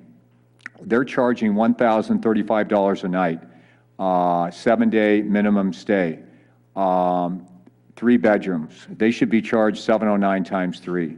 So I don't know if you can change these fees. I'm not knowledgeable on that right now. But if you don't change these fees until next year, we're going to be losing a lot of money because then we'll have to start all over again.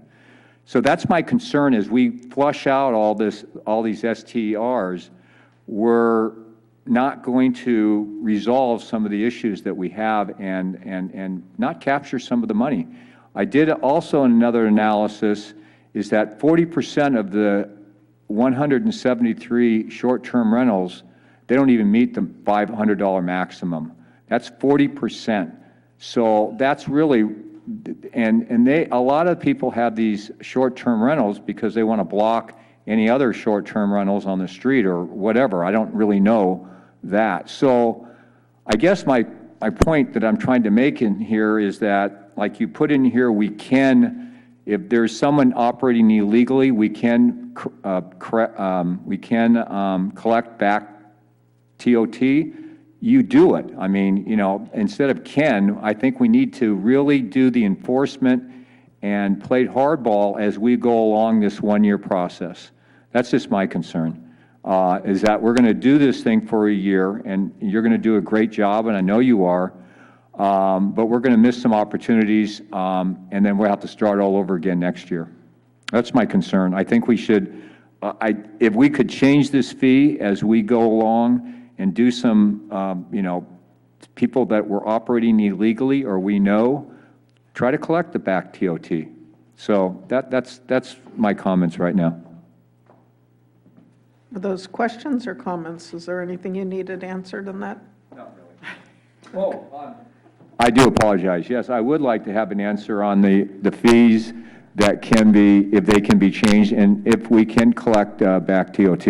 Thank you. I'm sorry, Mayor.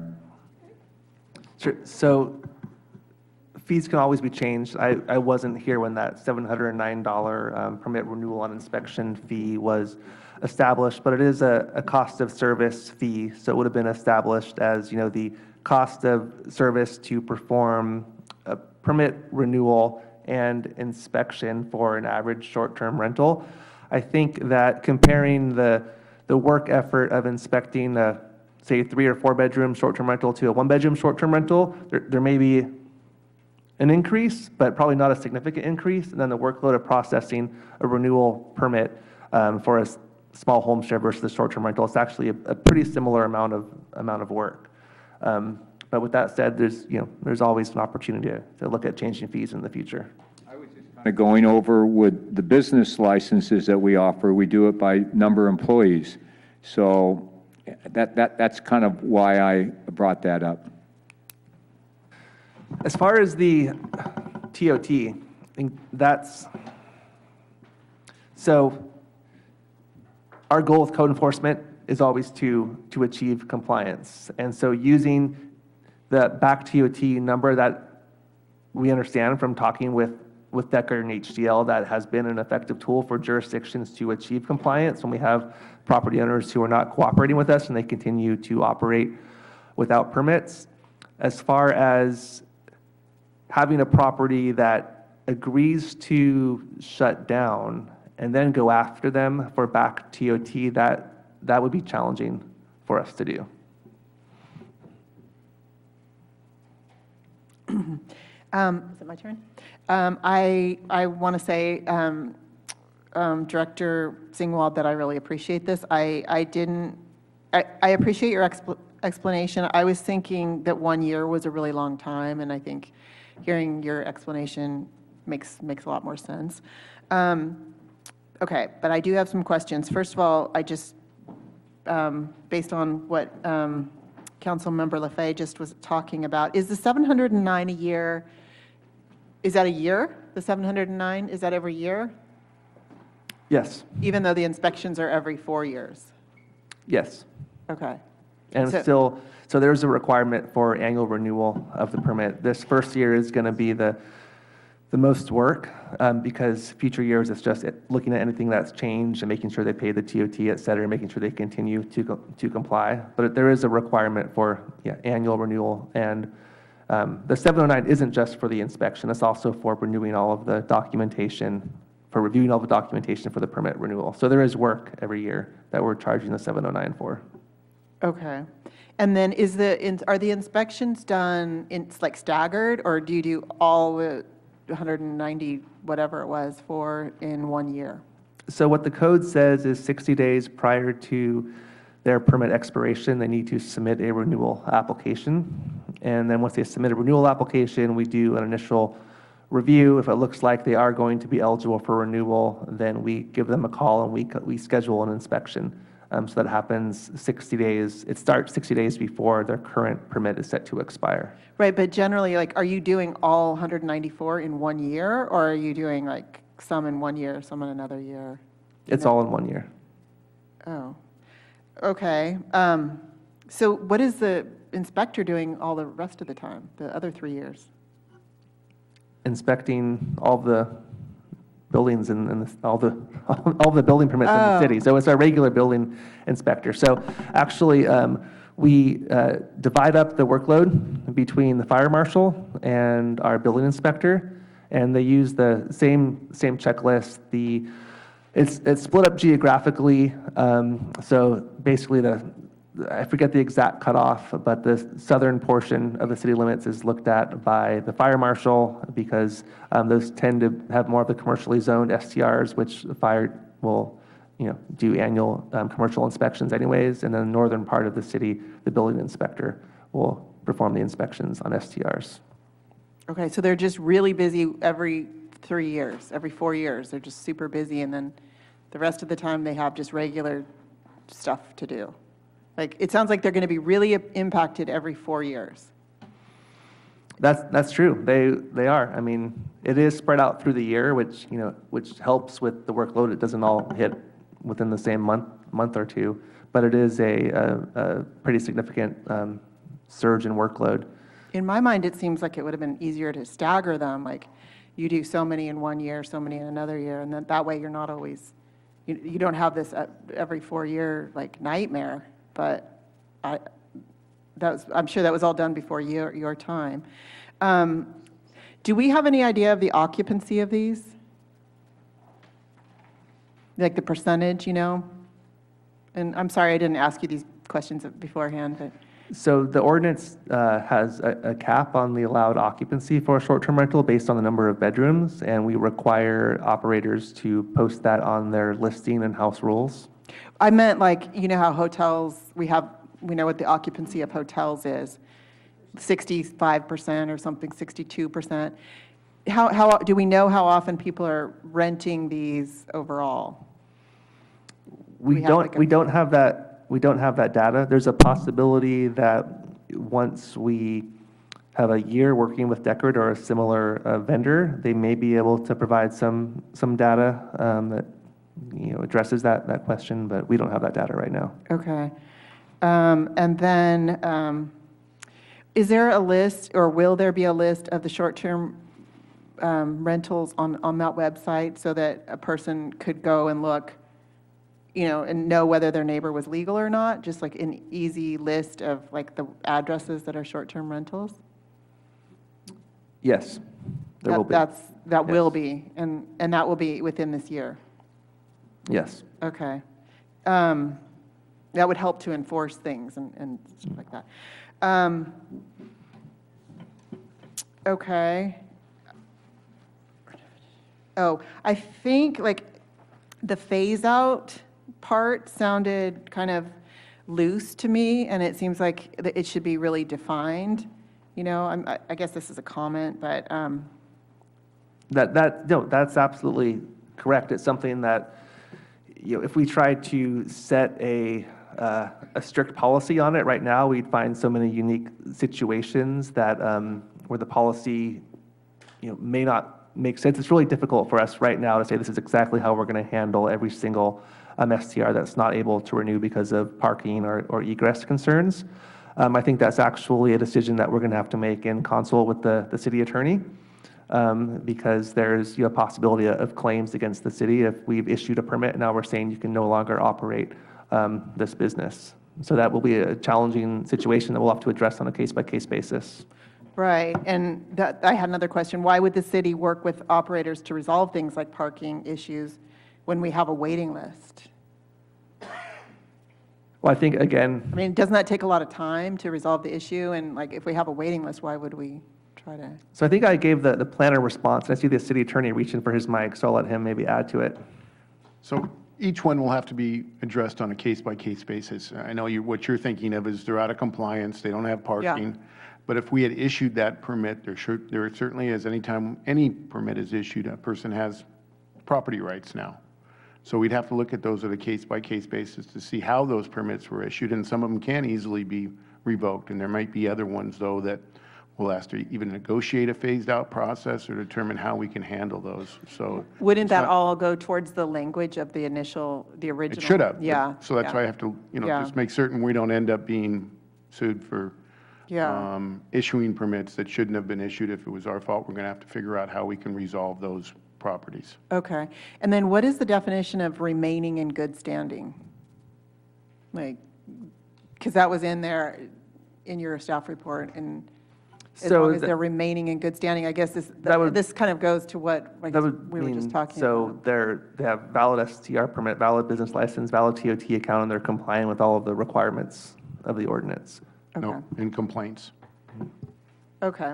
And then the signage, is that like, in my mind, I think it would be great to have a consistent sign that everyone had to have. That would be really easy to identify for everybody, for everyone involved. If there was a consistent sign, not just like do your own sign, it has to have these things on it. Maybe they just come by and, pick up a sign. And I guess this is a comment. I'll stop. Thank you. Well, I'll piggyback on that. You don't have to stop. We brought that item to council, talking about the continuity of signs and about them being city-issued signs, and the conversation was about some of the rental agencies having their own. But I think when we talked about it, it was so that they were identifiable and not bootlegged by people who were just putting signs up to try and, look like they're compliant. So I don't know where we ever, and I don't know, Mr. Singwald, if that was when you were here or Mr. Caldron was here, but we did talk about that. So I would like to revisit that because I think that's a challenge. My question, also to piggyback on those questions, is the parking and the egress compliancy. Is that because the laws changed, or is that an error that was done on our behalf as a city issuing permits without verifying those? Yeah, so that's a good question. So what the ordinance states is that any short-term rental needs to meet the off-street parking requirements for the residential use. It doesn't state, there's no grandfathering built into that. So it says in order to be eligible to renew, you have to meet whatever the off-street parking requirements are for single-family residence or multifamily residence, depending on the situation. So it could be that a house was permitted at the time it met the off-street parking requirements and everything was fine. And 10 years later, they need to renew an STR permit. And if they don't meet the current parking requirements, then they're not eligible for that annual renewal. So does that feed into what I always hear of the grandfathered-in permits that have been issued? Is that where we're on that slope? That's a great lead-in to grandfathering. And I know there are elements of the ordinance that short-term rental owners and property managers would like to see grandfathered, such as parking. But if you read the letter of the law in the short-term rental ordinance, the only requirement, the only standard that's grandfathered is the standard that has to do with the buffer, the 175-foot minimum buffer. Everything else, you have to meet the current requirements. There's no grandfathering. And is there a CPI at all on the permit fees? I see the finance director nodding yes. I'm not sure if you're looking for a specific permit fee or the company. No, the $709. Yes, so that was adopted in July of 2022 at $685. It was increased by CPI for July of 2024 to $709. Okay, so it'll go up yearly. depending on Yes. the CPI, yes, okay. It could, and we're also in the midst of a fee study update, so that is something we could potentially look at if desired. Thank you. Yeah, I agree with Councilmember Lafay that home shares are generating a minimal amount. And, on my street, it's really quiet. So if I could spend $1,200 a year, $100 a month, I might be inclined to want a permit and pay $500 too. Yeah. Councilmember Eccles. Thank you, Director Singwald. We appreciate your attention to this matter and the enforcement that you're stepping up in your department. I just wanted to be sure on the $500 minimum TOT. If I have an STR and I'm not renting it out, in other words, I'm dormant, can I pay the $500 in lieu and that keeps me active? I just want to be sure I understand that correctly. Or does it have to actually be $500 in paid from rental revenue? That is a good question. So the ordinance does state that you have to actually use your short-term rental permit. You have to use your short-term rental as a short-term rental. I think the verification mechanism in the ordinance is payment of $500 in TOT. I would think that the short-term rental owner or operator would need to be able to tell us under penalty of perjury that, yes, I actually am using this and advertising and renting this as an STR. And pay the $500 in TOT to remain in good standing. Okay. If I may add to that, additionally, they're filing monthly tax returns, and those tax returns would have to state their gross earnings and their TOT rate. Great, thank you. All right, so with that established, then we know that there have been a number of STR permit holders that haven't been paying the minimum over the last couple of years. Is that correct? That is correct. I do want to qualify that 40% figure a little bit. So that was a snapshot in time. So as I was kind of doing research, kind of getting the lay of the land with short-term rentals, I asked HDL, who's our business license administrator and TOT account administrator at the time, for a column on their spreadsheet identifying whether or not each of the entries had paid $500 in TOT. And that was, again, just a snapshot in time. So I think that's just an important qualification.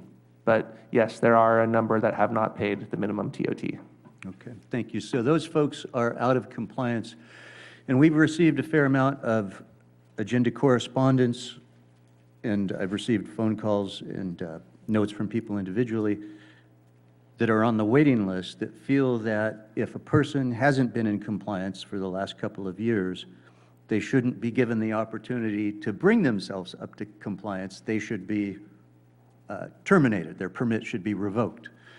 So my question for you, Director Singwald, is if someone has been out of compliance for at least a year and they haven't been paying that minimum, are we planning to give them an opportunity to come into compliance and continue holding their permit, or would we simply revoke that permit? So I can tell you right now, possibly up until this moment, the direction that I've been taking on that is, because for the reasons that the city attorney alluded to regarding, this is a property right that has been, conferred to a landowner, and we do have to provide due process. And if we identify a violation, we need to identify what the correction is, and if the correction is payment of $500, then we think we need to allow them to make that payment and then renew their permit. And I think I'd like to ask the city attorney to elaborate or confirm. It's the same thing, that with a permit, you've got a property right, and you're entitled to notice and a hearing even before a revocation can occur. So it's not just simply stating that they're going to revocate it. We have to go through a process that's outlined in state law. So they do have property rights, but we can make that a quicker timeline and move quickly to make sure there is corrections. But they are entitled to, just as anything else, your driver's license, for example. They can't just revoke it from you if you haven't paid your driver's license fee. They have to go through a process of notice and being able to correct it. So we do have to provide that correction period. Now, some of them will be able to see that they can't be corrected. For example, a parking that's not grandfathered in, and it wasn't an issued permit. Maybe it was the application that wasn't truthful. then there's ways to very quickly revoke some permits. But a lot of these are going to have to be done on a case-by-case basis, unfortunately, to make certain that we're not violating anybody's property rights. Thank you. Yeah, I would make the point that there is a distinction between things like parking and an interpretation of that versus compliance with the requirements that were clearly set forth to the applicant, and the applicant signed that agreement and provided the city an assurance that they would perform on that agreement. That's entirely different than a parking situation. So if they didn't perform on the agreement, they're in violation of their agreement. I would presume that that would give the city more leeway in terms of terminating that permit. So I think it's something that we've heard from a number of constituents. I know the folks on the waiting list, a majority of the folks on the waiting list would hope that we would enforce as strictly as possible and revoke those permits. So that's why I really want to get into the nitty-gritty on this. So if the department could come back to us and keep us updated on this as we move forward and as you work your way through the legal channels and figuring this out, we'd appreciate. I think the direction is to eliminate the ones that are not in compliance as quickly as possible that we can, with also staying within the laws so we don't get any legal challenges. Yeah, thank you. Yeah, I want to say thank you, Mr. Singwald. This is a very complicated issue. It's not something that clearly we could solve in less than a year, it seems to me, although I have the same sentiment with my colleague Landrum. Would love to see it move quicker, especially for those that are waiting on the list and have been for a long time. I do have a couple questions, and maybe I should start with, since we've been focused on the monitoring fees. Did you consider, when you were looking at the 709, doing some sort of tiered system or scale system with regard to the home share as opposed to the residential? Just curious if you had. Yeah, so I think my answer would be the same, that one, I wasn't involved in the methodology for that fee, and two, I would think it's just a cost of service fee based on the average cost to inspect the average short-term rental, and it came out at 709 or whatever it came out to, and then adjusted by CPI. Thank you. And then a couple other questions. One I had was, have we already looked at whether the properties on the waiting list meet the minimum buffer zone requirement? And how does that work if they're on there and maybe, you know, they're coming up on the list? What happens? How does that work? Yeah, so we haven't done that. It's something we have discussed, and it's on the list of things to do.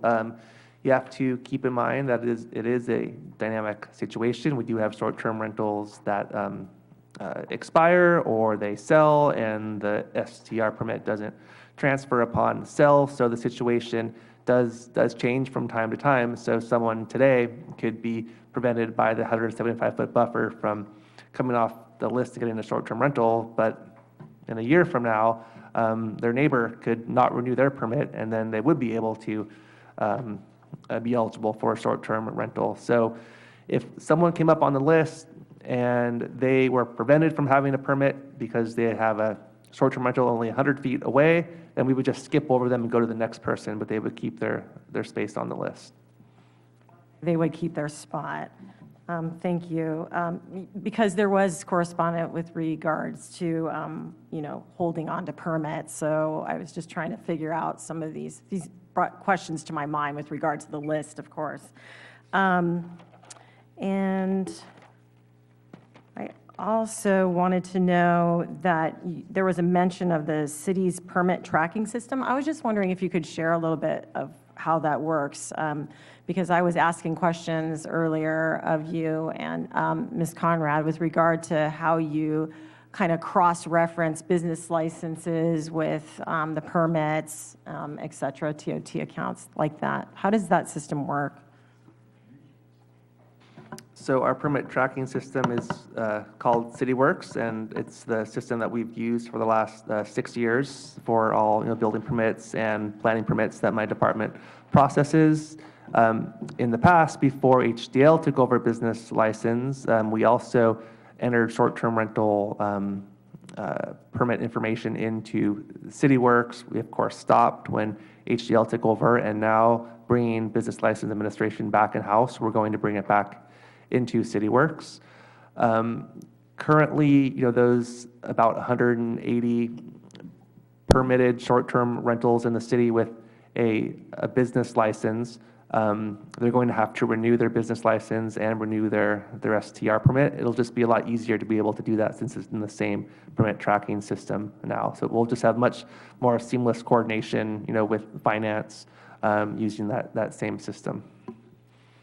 Yeah, that makes sense to me. It seems like that is going to really dot the i's, cross the t's in terms of monitoring and enforcing.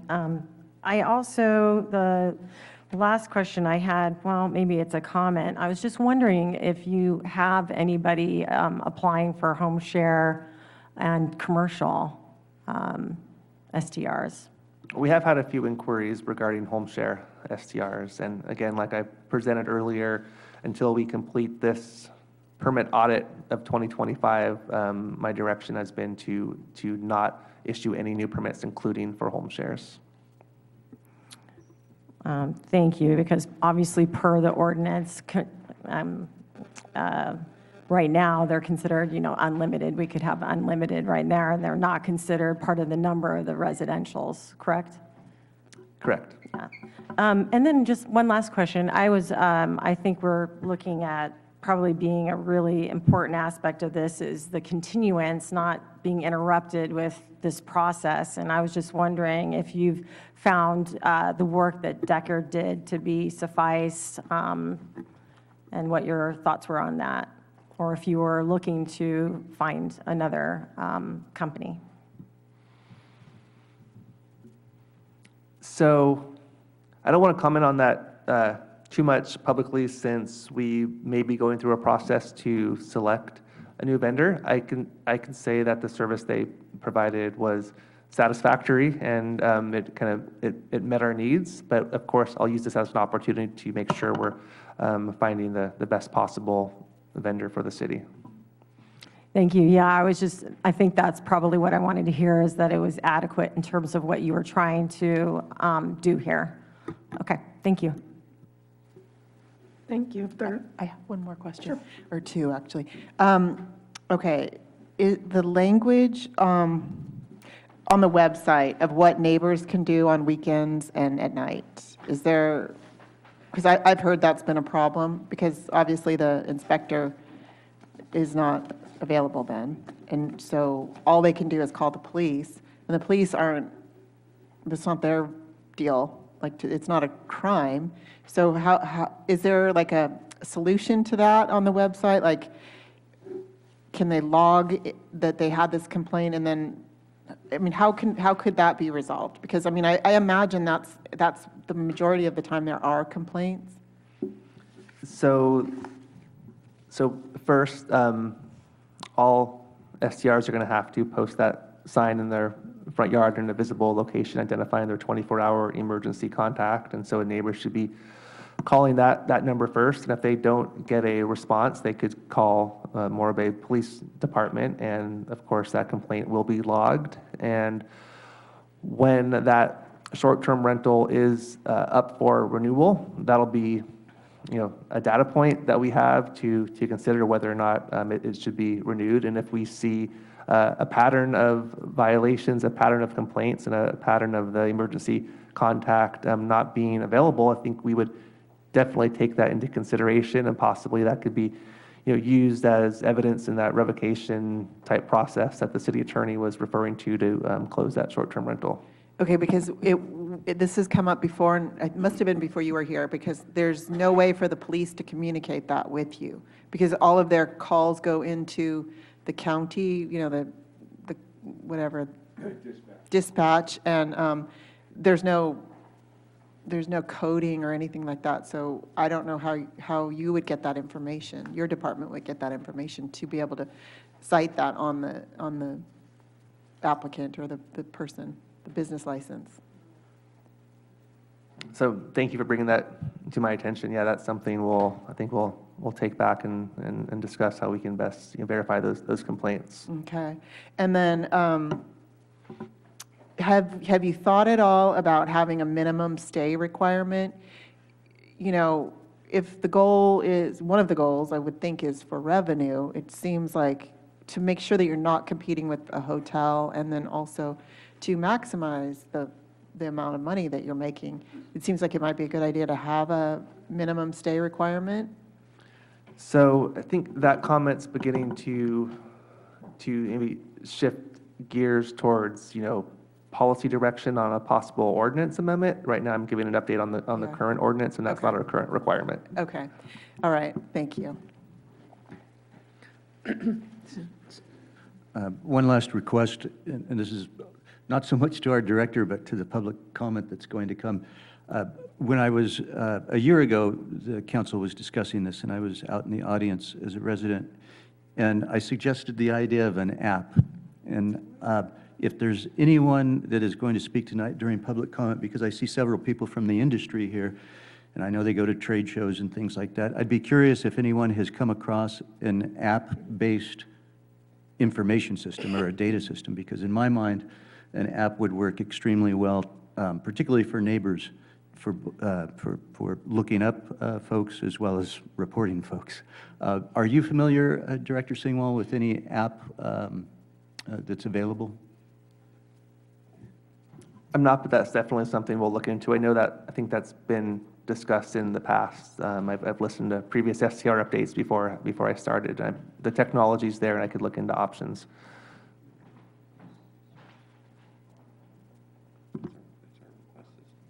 And Public Works Director Qualic let me know that possibly Civic Source, the Public Works system, might be a tool that we could use. So he and I can chat about that offline. Great, thank you. And if I may, while I have the mic before you go to public comment, going back to the TOT question. So I was looking at the ordinance, and I would want to spend some more time to make sure I read every word of it. But right now, what I see is the requirement states short-term vacation rentals must contribute a minimum of 500 of TOT annually to maintain a valid permit. I don't actually see a standard, and I could be missing it, but I don't currently see a standard saying that it has to be actively used as a short-term rental. It could be just that requirement of paying 500 in TOT annually to maintain a valid permit, and that could be open to interpretation. I think this is a real important point that we're going to hear from the public about, so I just wanted to make sure I clarify or correct my statement on that. Thank you for that clarification. And just as a reminder to ourselves and to our visitors that we're not making any policy changes tonight. This is just a receive and file. With that, public comment is open on this item.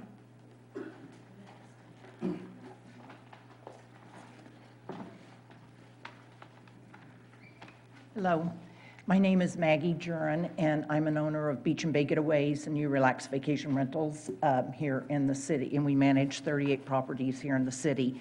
I had a whole thing written, but so I was on the original committee that worked on this. So as all these questions came up and you guys were asking questions, believe me, we spent many, many hours discussing much of this. One of the first things I want to address is about the permit fee versus in saying a 3-bedroom that rents for this. Where the city gets more money on that, of course, is that because it's a large home, a nice home, we pay a lot more TOT on that house than we do. But permit fees are specifically designed, as I was told by Scott Collins at the time, to only cover the expenses, the administrative cost of the city. So these permit fees should really be addressing the cost for the compliance officer, the enforcement, the permitting, the inspections, et cetera. The $500 fee, we went around and around. A lot of people on the committee wanted to make it much higher, which in some ways I would be in favor of that because, believe me, I know that there are people out there who just make up a couple of rentals a year and pay their $500 to keep other people from getting licenses around them. And I'm sad about that. I would like to see. And I also think this situation is going to flush out some of those people too, because once they find out they have to put a sign in, they have to go through a home inspection, they have to come up with house rules. I think a lot of the things that are in there will help eliminate those people as well. And I don't want to go too far without acknowledging Mr. Singwald and his staff, because they've been great. As you can imagine, after 3 years of nothing happening, and then we get all this permit stuff, and it's been crazy for us, and we're still scrambling. But they have been great about working with us and hearing our concerns and accommodating some of those. So thank you very much. There's, I guess, what I would ask, because I've heard people say, it's come up at some of the discussions about wanting to reduce the 175 number more. Well, the truth of the matter is, against the housing units, that's only 2.75% of the entire housing unit. What Morro Bay, the bigger problem Morro Bay has is their second homes. And I'm not saying a problem, I'm just saying that, as you know, almost 25% of the housing are second homes, and the 2.75 is only a small percentage of that that's being rented out. And so at least we're bringing people into the community, spending money, supporting our businesses, enjoying our nature and all, with a second home that sits empty, 9, 10 months a year, you're not getting anything. So I just ask that you do not mess. I say that we get it, put these things in place and let the attrition serve and get some of those people on the waiting list active. Thank you. Okay, thank you.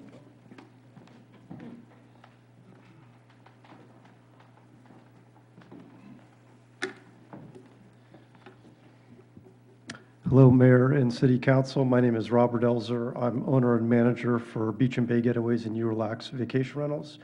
I'm speaking today to ask the council not to implement or consider further restrictions on vacation rentals and to reconsider some of the restrictions that are in the current ordinance. As noted in the staff report, the number of complaints against vacation rentals is very low at only 8 for 2024.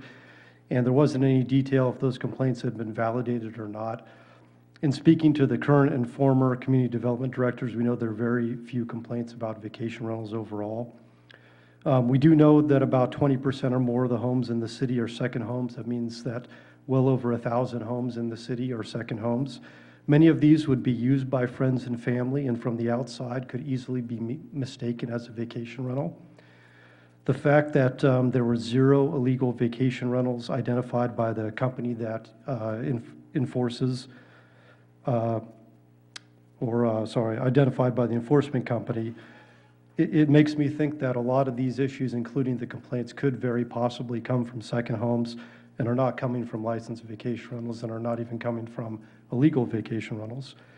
I believe vacation rentals are actually lower impact than second homes because they're managed by somebody who has an interest in enforcing the rules so that there isn't negative action on their license. The data shows that there's been a very significant decline in the number of active vacation rentals. Only 119 have paid the minimum amount of TOT, and as discussed, I imagine that there's a handful of those that are just paying the minimum to retain their license and are not actually active. So I think the true number of actual productive vacation rentals is going to be quite a bit lower than many people think. That also means that there's a lot less money for vacation rental enforcement because there's less licenses being paid for.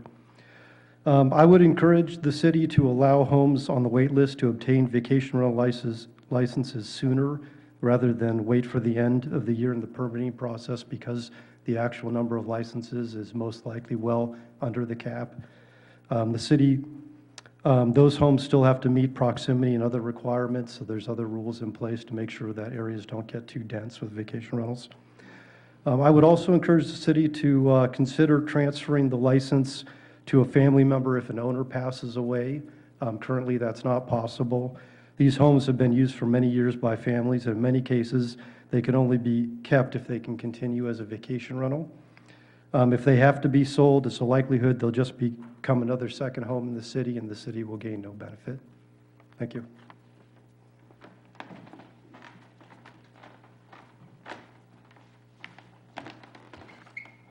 I wonder if I'm allowed to give out a handout. Is that possible?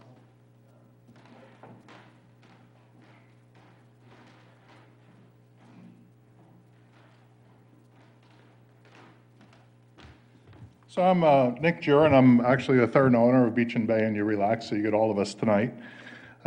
This is our 15th year of operation in the city, and we know this is not regulatory. We just wanted to really come and be present here to introduce us to the new council. So this is, I think, the third or fourth administration that we've worked with. Of course, we're local here, and just our company, we represent about 50% of the TOT paid to the city, just with our 38 homes. So that basically, I think, demonstrates that, not all homes are good vacation rentals.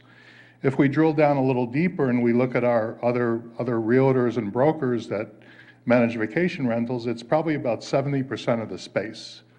So it's very concentrated in 3 or 4 operators. Our goal as a company, and I think, my fellow professionals, we want to be good neighbors. We're good neighbors to our adjacent property owners. We know them. We knock on their doors. And as a company, we're also, I feel, a very contributing business in the city. That's why I supplied you some of these numbers. These are numbers that we worked on when we went through the regulations, and the chamber helped us with that, is how money flows through the city and through its merchants.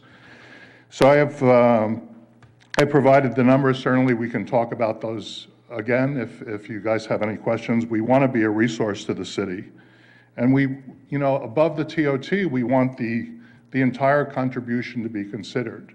It's not only what we pay the city. It's about what the guests that we bring to the city and what they contribute to the economy here. So as was brought out before, the VR count here is very low. I mean, if you compare it to other counties in California, I mean, San Diego is the poster child as far as the concentration. It's in the thousands. The 38 homes we manage are worth about $75 million. So these are not workforce housing. I know that's part of the discussion many times. So certainly some of the homes that are not producing, they may only be rented several days a year, or people will be holding the permits, as has been brought out before. So, our purpose here today is really to help the mayor and the city council really understand the scope of our operations and what we bring to the city. And we want to offer ourselves, along with our other professional operators, as a resource to the city, to help understand and, how we operate and what the benefit we bring. Thank you very much.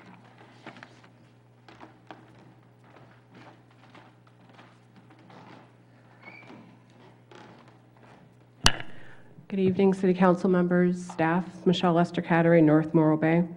I appreciate the work that your staff's put into this ordinance because our neighborhoods are being inundated by short-term rentals. It's taking workforce housing and long-term rentals for people that reside and work in our area off the market. One thing is I wanted to know is in the past, when we've had issues, we've contacted the fire department or Morro Bay PD, and I'm wondering if you can go through their records of the addresses that are currently on the list and the addresses on the wait list to confirm if there's been, any kind of complaint regarding those houses, whether it's parking, whether it's noise, XYZ. The other thing is signage needs to be visible from the street. A phone number needs to be predominant so that we're not crossing on people's property to get that phone number, otherwise we're trespassing. A big issue, which I've brought up in the past, is wood-burning fireplaces. We just had the Palisades burned down, we've had Altadena burned down, we've had Lihue burned down. Lihue in Hawaii is very similar geographically to Morro Bay. It is a town on the coast with grasses and forestry behind. It takes one ember to fly less than a mile to burn us all down. We are less than 6 feet from each house. Numerous cities, counties in Oregon, California, and Washington are completely phasing out wood-burning fire pits. They are being replaced with propane pits. The required distance is 20 feet of clearance from a fence, from a property line, from anything that's combustible. The microparticles emitted from the word burning embers are 1/70th the width of a blade of human hair. Those penetrate windows, doors. They fill our homes. They cause additional, health hazards. This needs to be considered. And if there's a fire pit in the front yard, they're going to use it. That's guaranteed. No two ways about it. Which then throw in a little bit of alcohol, and they're going to be out there partying all night, including not meeting the noise enforcement ordinance, which is 7 p.m., because we are neighbors. We all have to get up and go to work. We have children. This needs to be curtailed. It needs to be known that neighbors aren't going to put up with it. We live here full time. You're visiting. You can get a hotel room. That's what they're for. That's why we have so many in this town. There are numerous homes that are not being used, yet they have a license. They might rent them out once or twice. They've got money. They can afford to just write a check and be done. Thank you.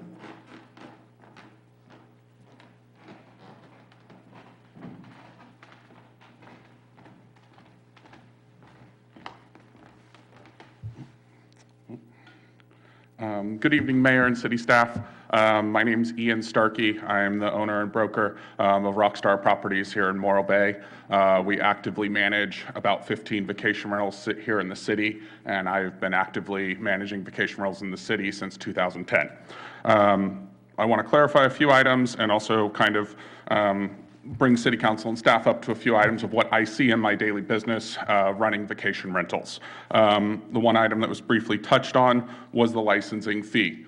When we first started doing vacation rentals 15 years ago, that licensing fee was $115 or $120. It's now in the $700, which we were all proponents of as full-time property managers, that enforcement should be done. But as stated, that should be used for staff work, not for an income generated by the city.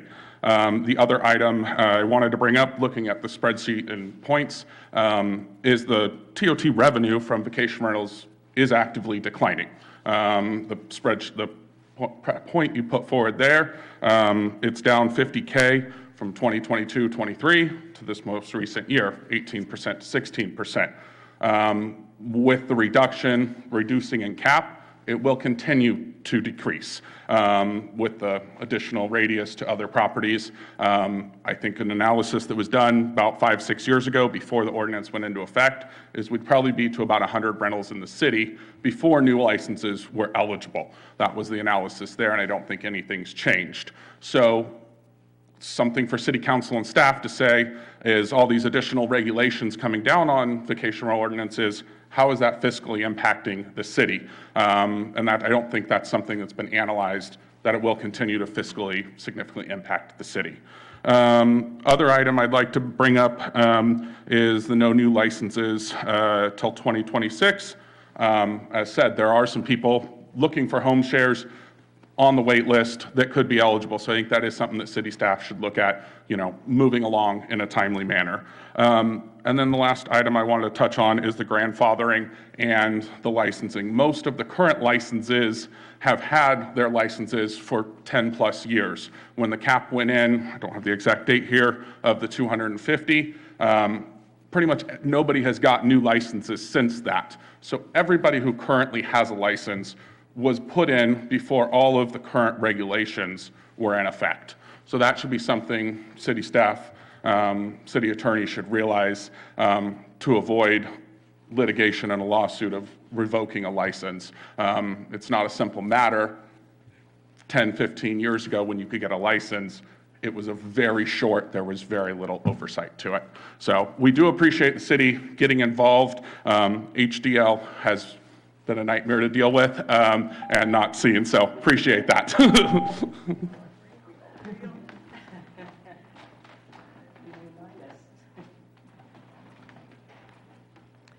Betty Winholtz, just as a resident, I'm so appreciative of the staff report, its thoroughness, the results. I can't wait till you have your outcome. Thank you, and thank your staff.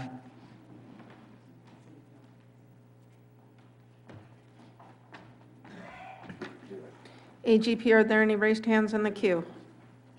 Yes, Madam Mayor, one moment, please. First up, we have Helene Finger, and you are unmuted. Good evening. Can you hear me? Yes. We can hear you. Oh, perfect. Hi, as you said, my name is Helene Finger, and I wanted to echo some of the comments that I heard around appreciation for the work on this. I think staff has worked super, super hard, and we've made a lot of progress. I also wanted to appreciate how well Councilmember Eccles articulated the difference between being an inactive rental, which is really kind of the meat of the reason you have the permits, versus non-compliance for something like parking. I wanted to throw in a couple other things. First off, I took a quick look at the ordinance just now, and I see that it requires that TOT be collected in accordance with the city's TOT municipal code. And when I looked at that section, it specifically states that TOT has to be collected separately and in addition to rents. So, you know, if there's concern about legal issues around what the code says, it actually does allow us to say, no, you can't just pay $500. And then the last thing I think I wanted to say was that I've been second to last, I've been communicating with Morro Bay staff about inactive rentals since 2022. And I have an email from Scott Graham from July 5th, 2023, where he stated that last week letters went out to current STRs informing them of the need to be an active rental. So I would encourage you to look at that letter that went out. You know, we're coming up on 2 years ago, so maybe we've already notified them of their non-compliance. So I don't understand, maybe that gives us grounds to not be worried about a lawsuit since they've already been notified. And then lastly, I think it's a little bit of a off topic, but I've been talking to several people on the wait list, as am I.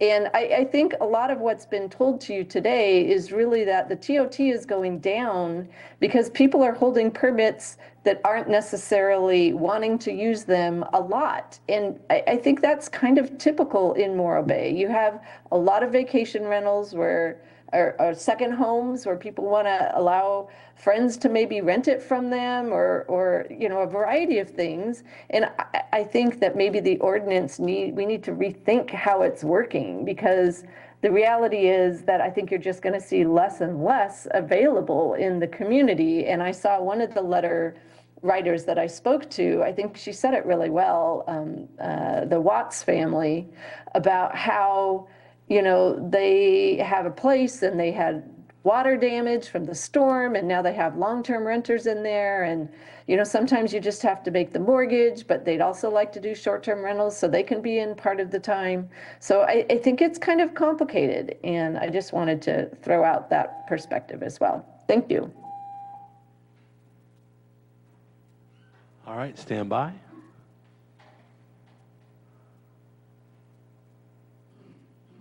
Next is going to be Judy Lynn. You are able to speak. Good evening, council. Let me turn you up. Staff.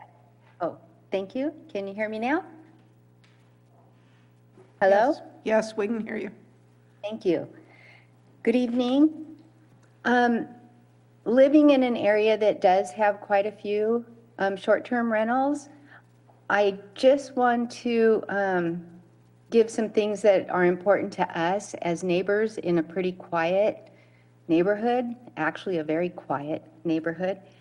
And I'm sorry if I repeat something that you guys already talked about. I came in a little bit late on this. I really love the whole organization that you're all providing, and I'm very grateful for everyone who has been a part of this. I would hope that there are very definitive rules for parking, and also a cap on the number of vehicles permitted per unit, and definite quiet times. No fireworks, which of course we know are illegal anyway, but all celebrations have fireworks just a couple doors down from us. No loud machinery or engines like revving Harleys, as much as everybody loves a great Harley at 7:30 in the morning on the weekend. It's always not appreciated. And then, well, actually, that's it. So I appreciate all that you're doing. Thank you. Thank you, Judy.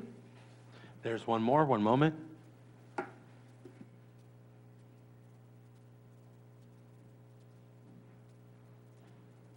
All right, iPhone 138, you're able to speak.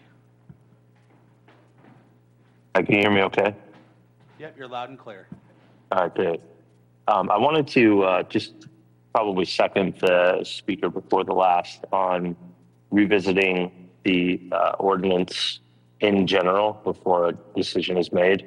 I think here that there's a lot of different situations that need to be addressed, but I think they need to be addressed at the core. I personally, find there to be a problem with 175 unit cap, of which that unit cap basically has, minimal regulations that have been put in place from before. And in all actuality, no one else is saying it, so I will.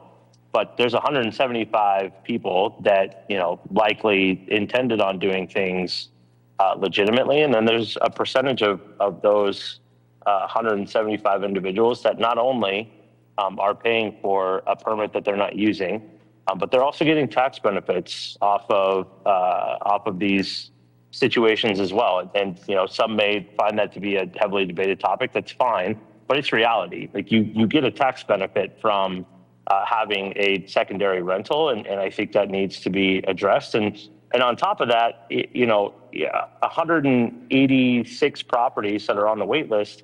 I think that there's an element here that requires a little bit more due diligence before a decision is made, which is, looking at the ordinance in general, does the cap raise, or is there more regulations that need to be put on the 175 to ensure that we don't have 186 new opportunities that will generate revenue for the city? I just think that, I would prefer that the council not make a split-minute decision just based on what's being presented today, but instead guide on takeaways to either raise the cap or figure out what we need to do to ensure that the 175 that are paying for the ability to have these, what is a pretty lucrative tax write-off in California, that we really think about how to solve for this in totality instead of just looking at this from a couple of singular points, because there is an 18 to 16% total decline in revenue. And there is a lot more technology that we can implement to basically keep those that are benefiting from having these secondary rentals more regulated, so that people like myself don't have to go and invest in properties in other states, which I have done, because there are opportunities to invest locally and within the community that I'm attached to. So I'll yield back the rest of my time. Thank you. EGP, any other raised hands? No, Madam Mayor, there are no more raised hands in queue.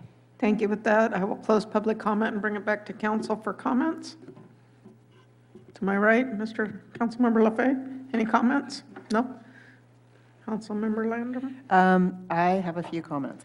Let's see.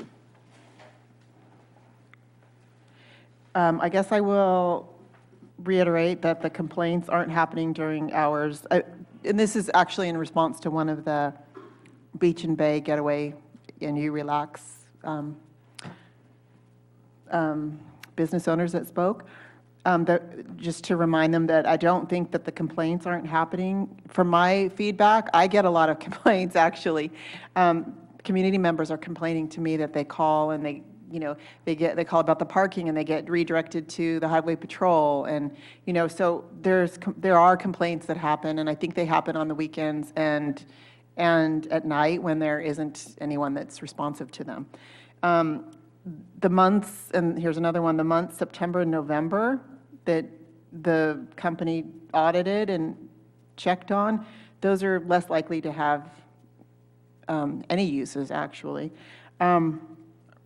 And if someone inherited property, I wouldn't say they were out of luck. They could always rent their property long-term. So they could still keep their property and just rent it long-term. And it says here, this is Beach and Bay again, so if, I guess I'm curious, if, it sounds like the total TOT paid to Morro Bay by Beach and Bay is roughly half of our total TOT collected, and they have 38 rentals. Is that right? That's correct. Yeah. Half of the STR TOT. That's right. So half of the STR TOT is coming from 38 rentals. And we have 190 something.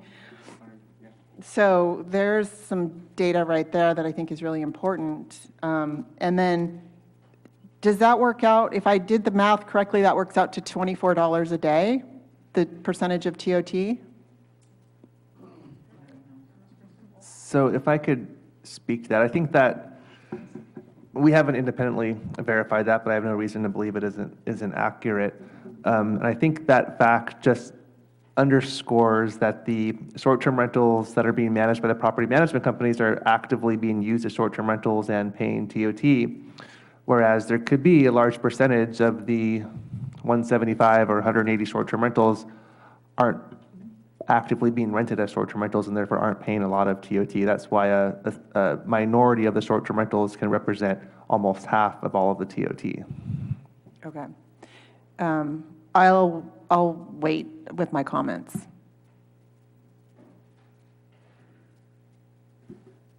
Comments? Councilmember Edwards, any comments? I just want to thank you again, Mr. Singwald. You and your staff, I know, worked really hard on this report and getting this to us, and I am definitely looking forward to see where this goes, whether it's conversations with regard to looking at the ordinance again itself or, you know, whatever we come up with. So thank you again. Thank you.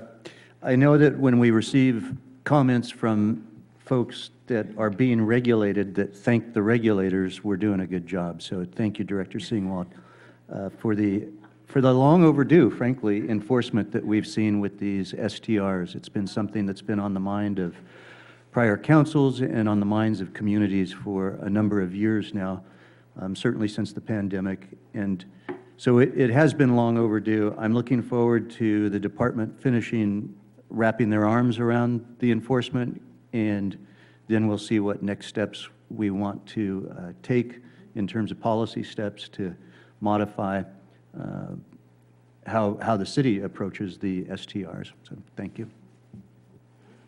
Thank you. I look forward to where we're talking about compliancy rather than enforcement. I do have one question for Chief McCrane. There was a comment about wood burning fire pits. Can you address, is there any, I know we have some rules on the beaches and stuff, so. Yeah, related to the fire pits in residence, it's something that we haven't addressed because it also falls under barbecues and wood cooking. So we're trying to work through how to address that without addressing cooking over an open fire. Because in effect, they are exactly the same, it's just the use of them. So it's something we're evaluating and determining. But on that, we haven't, in the history that we've been able to uncover, find any fires related to the use of a fire pit, any unintended fires that have spread because of embers related to a fire pit here in Morro Bay. That being said, it's something we're looking into and determining the best way forward to address that. So there currently is no regulations in regards to location near a fence line or neighbor's fence or anything like that? There are municipal code regulations that require, you know, certain clearance, free from debris, limiting the spread of fire from the fire pit to unintended objects. I'd have to pull up the specifics here for you, but Yeah. there are some specific requirements for distance, clearance of flammable vegetation, things like that. Thank you for And that. if I could add to that, I actually Yes. had a conversation about this with the fire marshal this morning. He explained to me that in 2021 and 2022, he and the fire marshal inspected almost all of the short-term rentals, but it was just a fire safety inspection, and the main things he was focusing in on were fire pits and fire extinguishers. So that was done in 21, 22, and it's part of our safety checklist for this year's inspections of all short-term rentals. And while I have the mic, can I make a couple other real quick comments? So I think there was a really on-point comment during public comment addressing this whole question of short-term rentals that aren't actively operating as a short-term rental and paying TOT, and that's the fact that having to go through this permit renewal process and going through an inspection and providing the required signage and good neighbor brochure will be a deterrent from someone to continue to have a short-term rental that they're not using, because it's a pretty involved process. And one of the requirements that we look at with these annual renewals is insurance. They have to provide a copy of their homeowner's insurance showing that they're insured to use their property as a short-term rental, and I imagine that increases their premiums fairly substantially. So I think that will help address that situation, and I won't be surprised if at the end of this year we do see these numbers start to come down when people realize it doesn't make sense anymore to keep them and not use them. And then my final comment is, as you know, and as we heard from some speakers, this is a highly complex issue, and I am just very proud of my team and want to just recognize them. They have put so much work and effort and just commitment to this program. So, Thank you, and I would echo that and agree. This is something that we've been talking about since I've been back up on the dais the last 2.5 years, and it's taken, a time to get here, so I really appreciate the efforts. And, there was a comment about the increased cost of compliancy and the rules, but, I guess earlier we talked about a driver's license, those rules change too over the years. Everything evolves and becomes more complicated, but we have an obligation to compliancy and rules. So I appreciate that the companies that are managing are doing a good job with what they're doing, and most of these are going to be the illegal ones, I think. So thank you. And my only comment to finish out before I pass down is that, I really would like some clarification on the signage too. So thank you. Yeah, I'm actually done too. Yeah, the signage should be clarified. And then also, I'm just so excited that it's all coming back, the TOT and the business licenses are coming back in-house. It's just such great news to hear. It's been a really long time coming, and it's just, I think it's great to hear the feedback that the users are, the commercial users are having a hard time with it too, HDL. So I think this will help solve a lot of problems. Mayor, regarding the signage, I confirm that we had discussed this with the council May of last year. That's when interim director Caldron here, and I recall that the staff at the time designed a template and then made something. I saw that in the office, and I can discuss that with Director Singwall.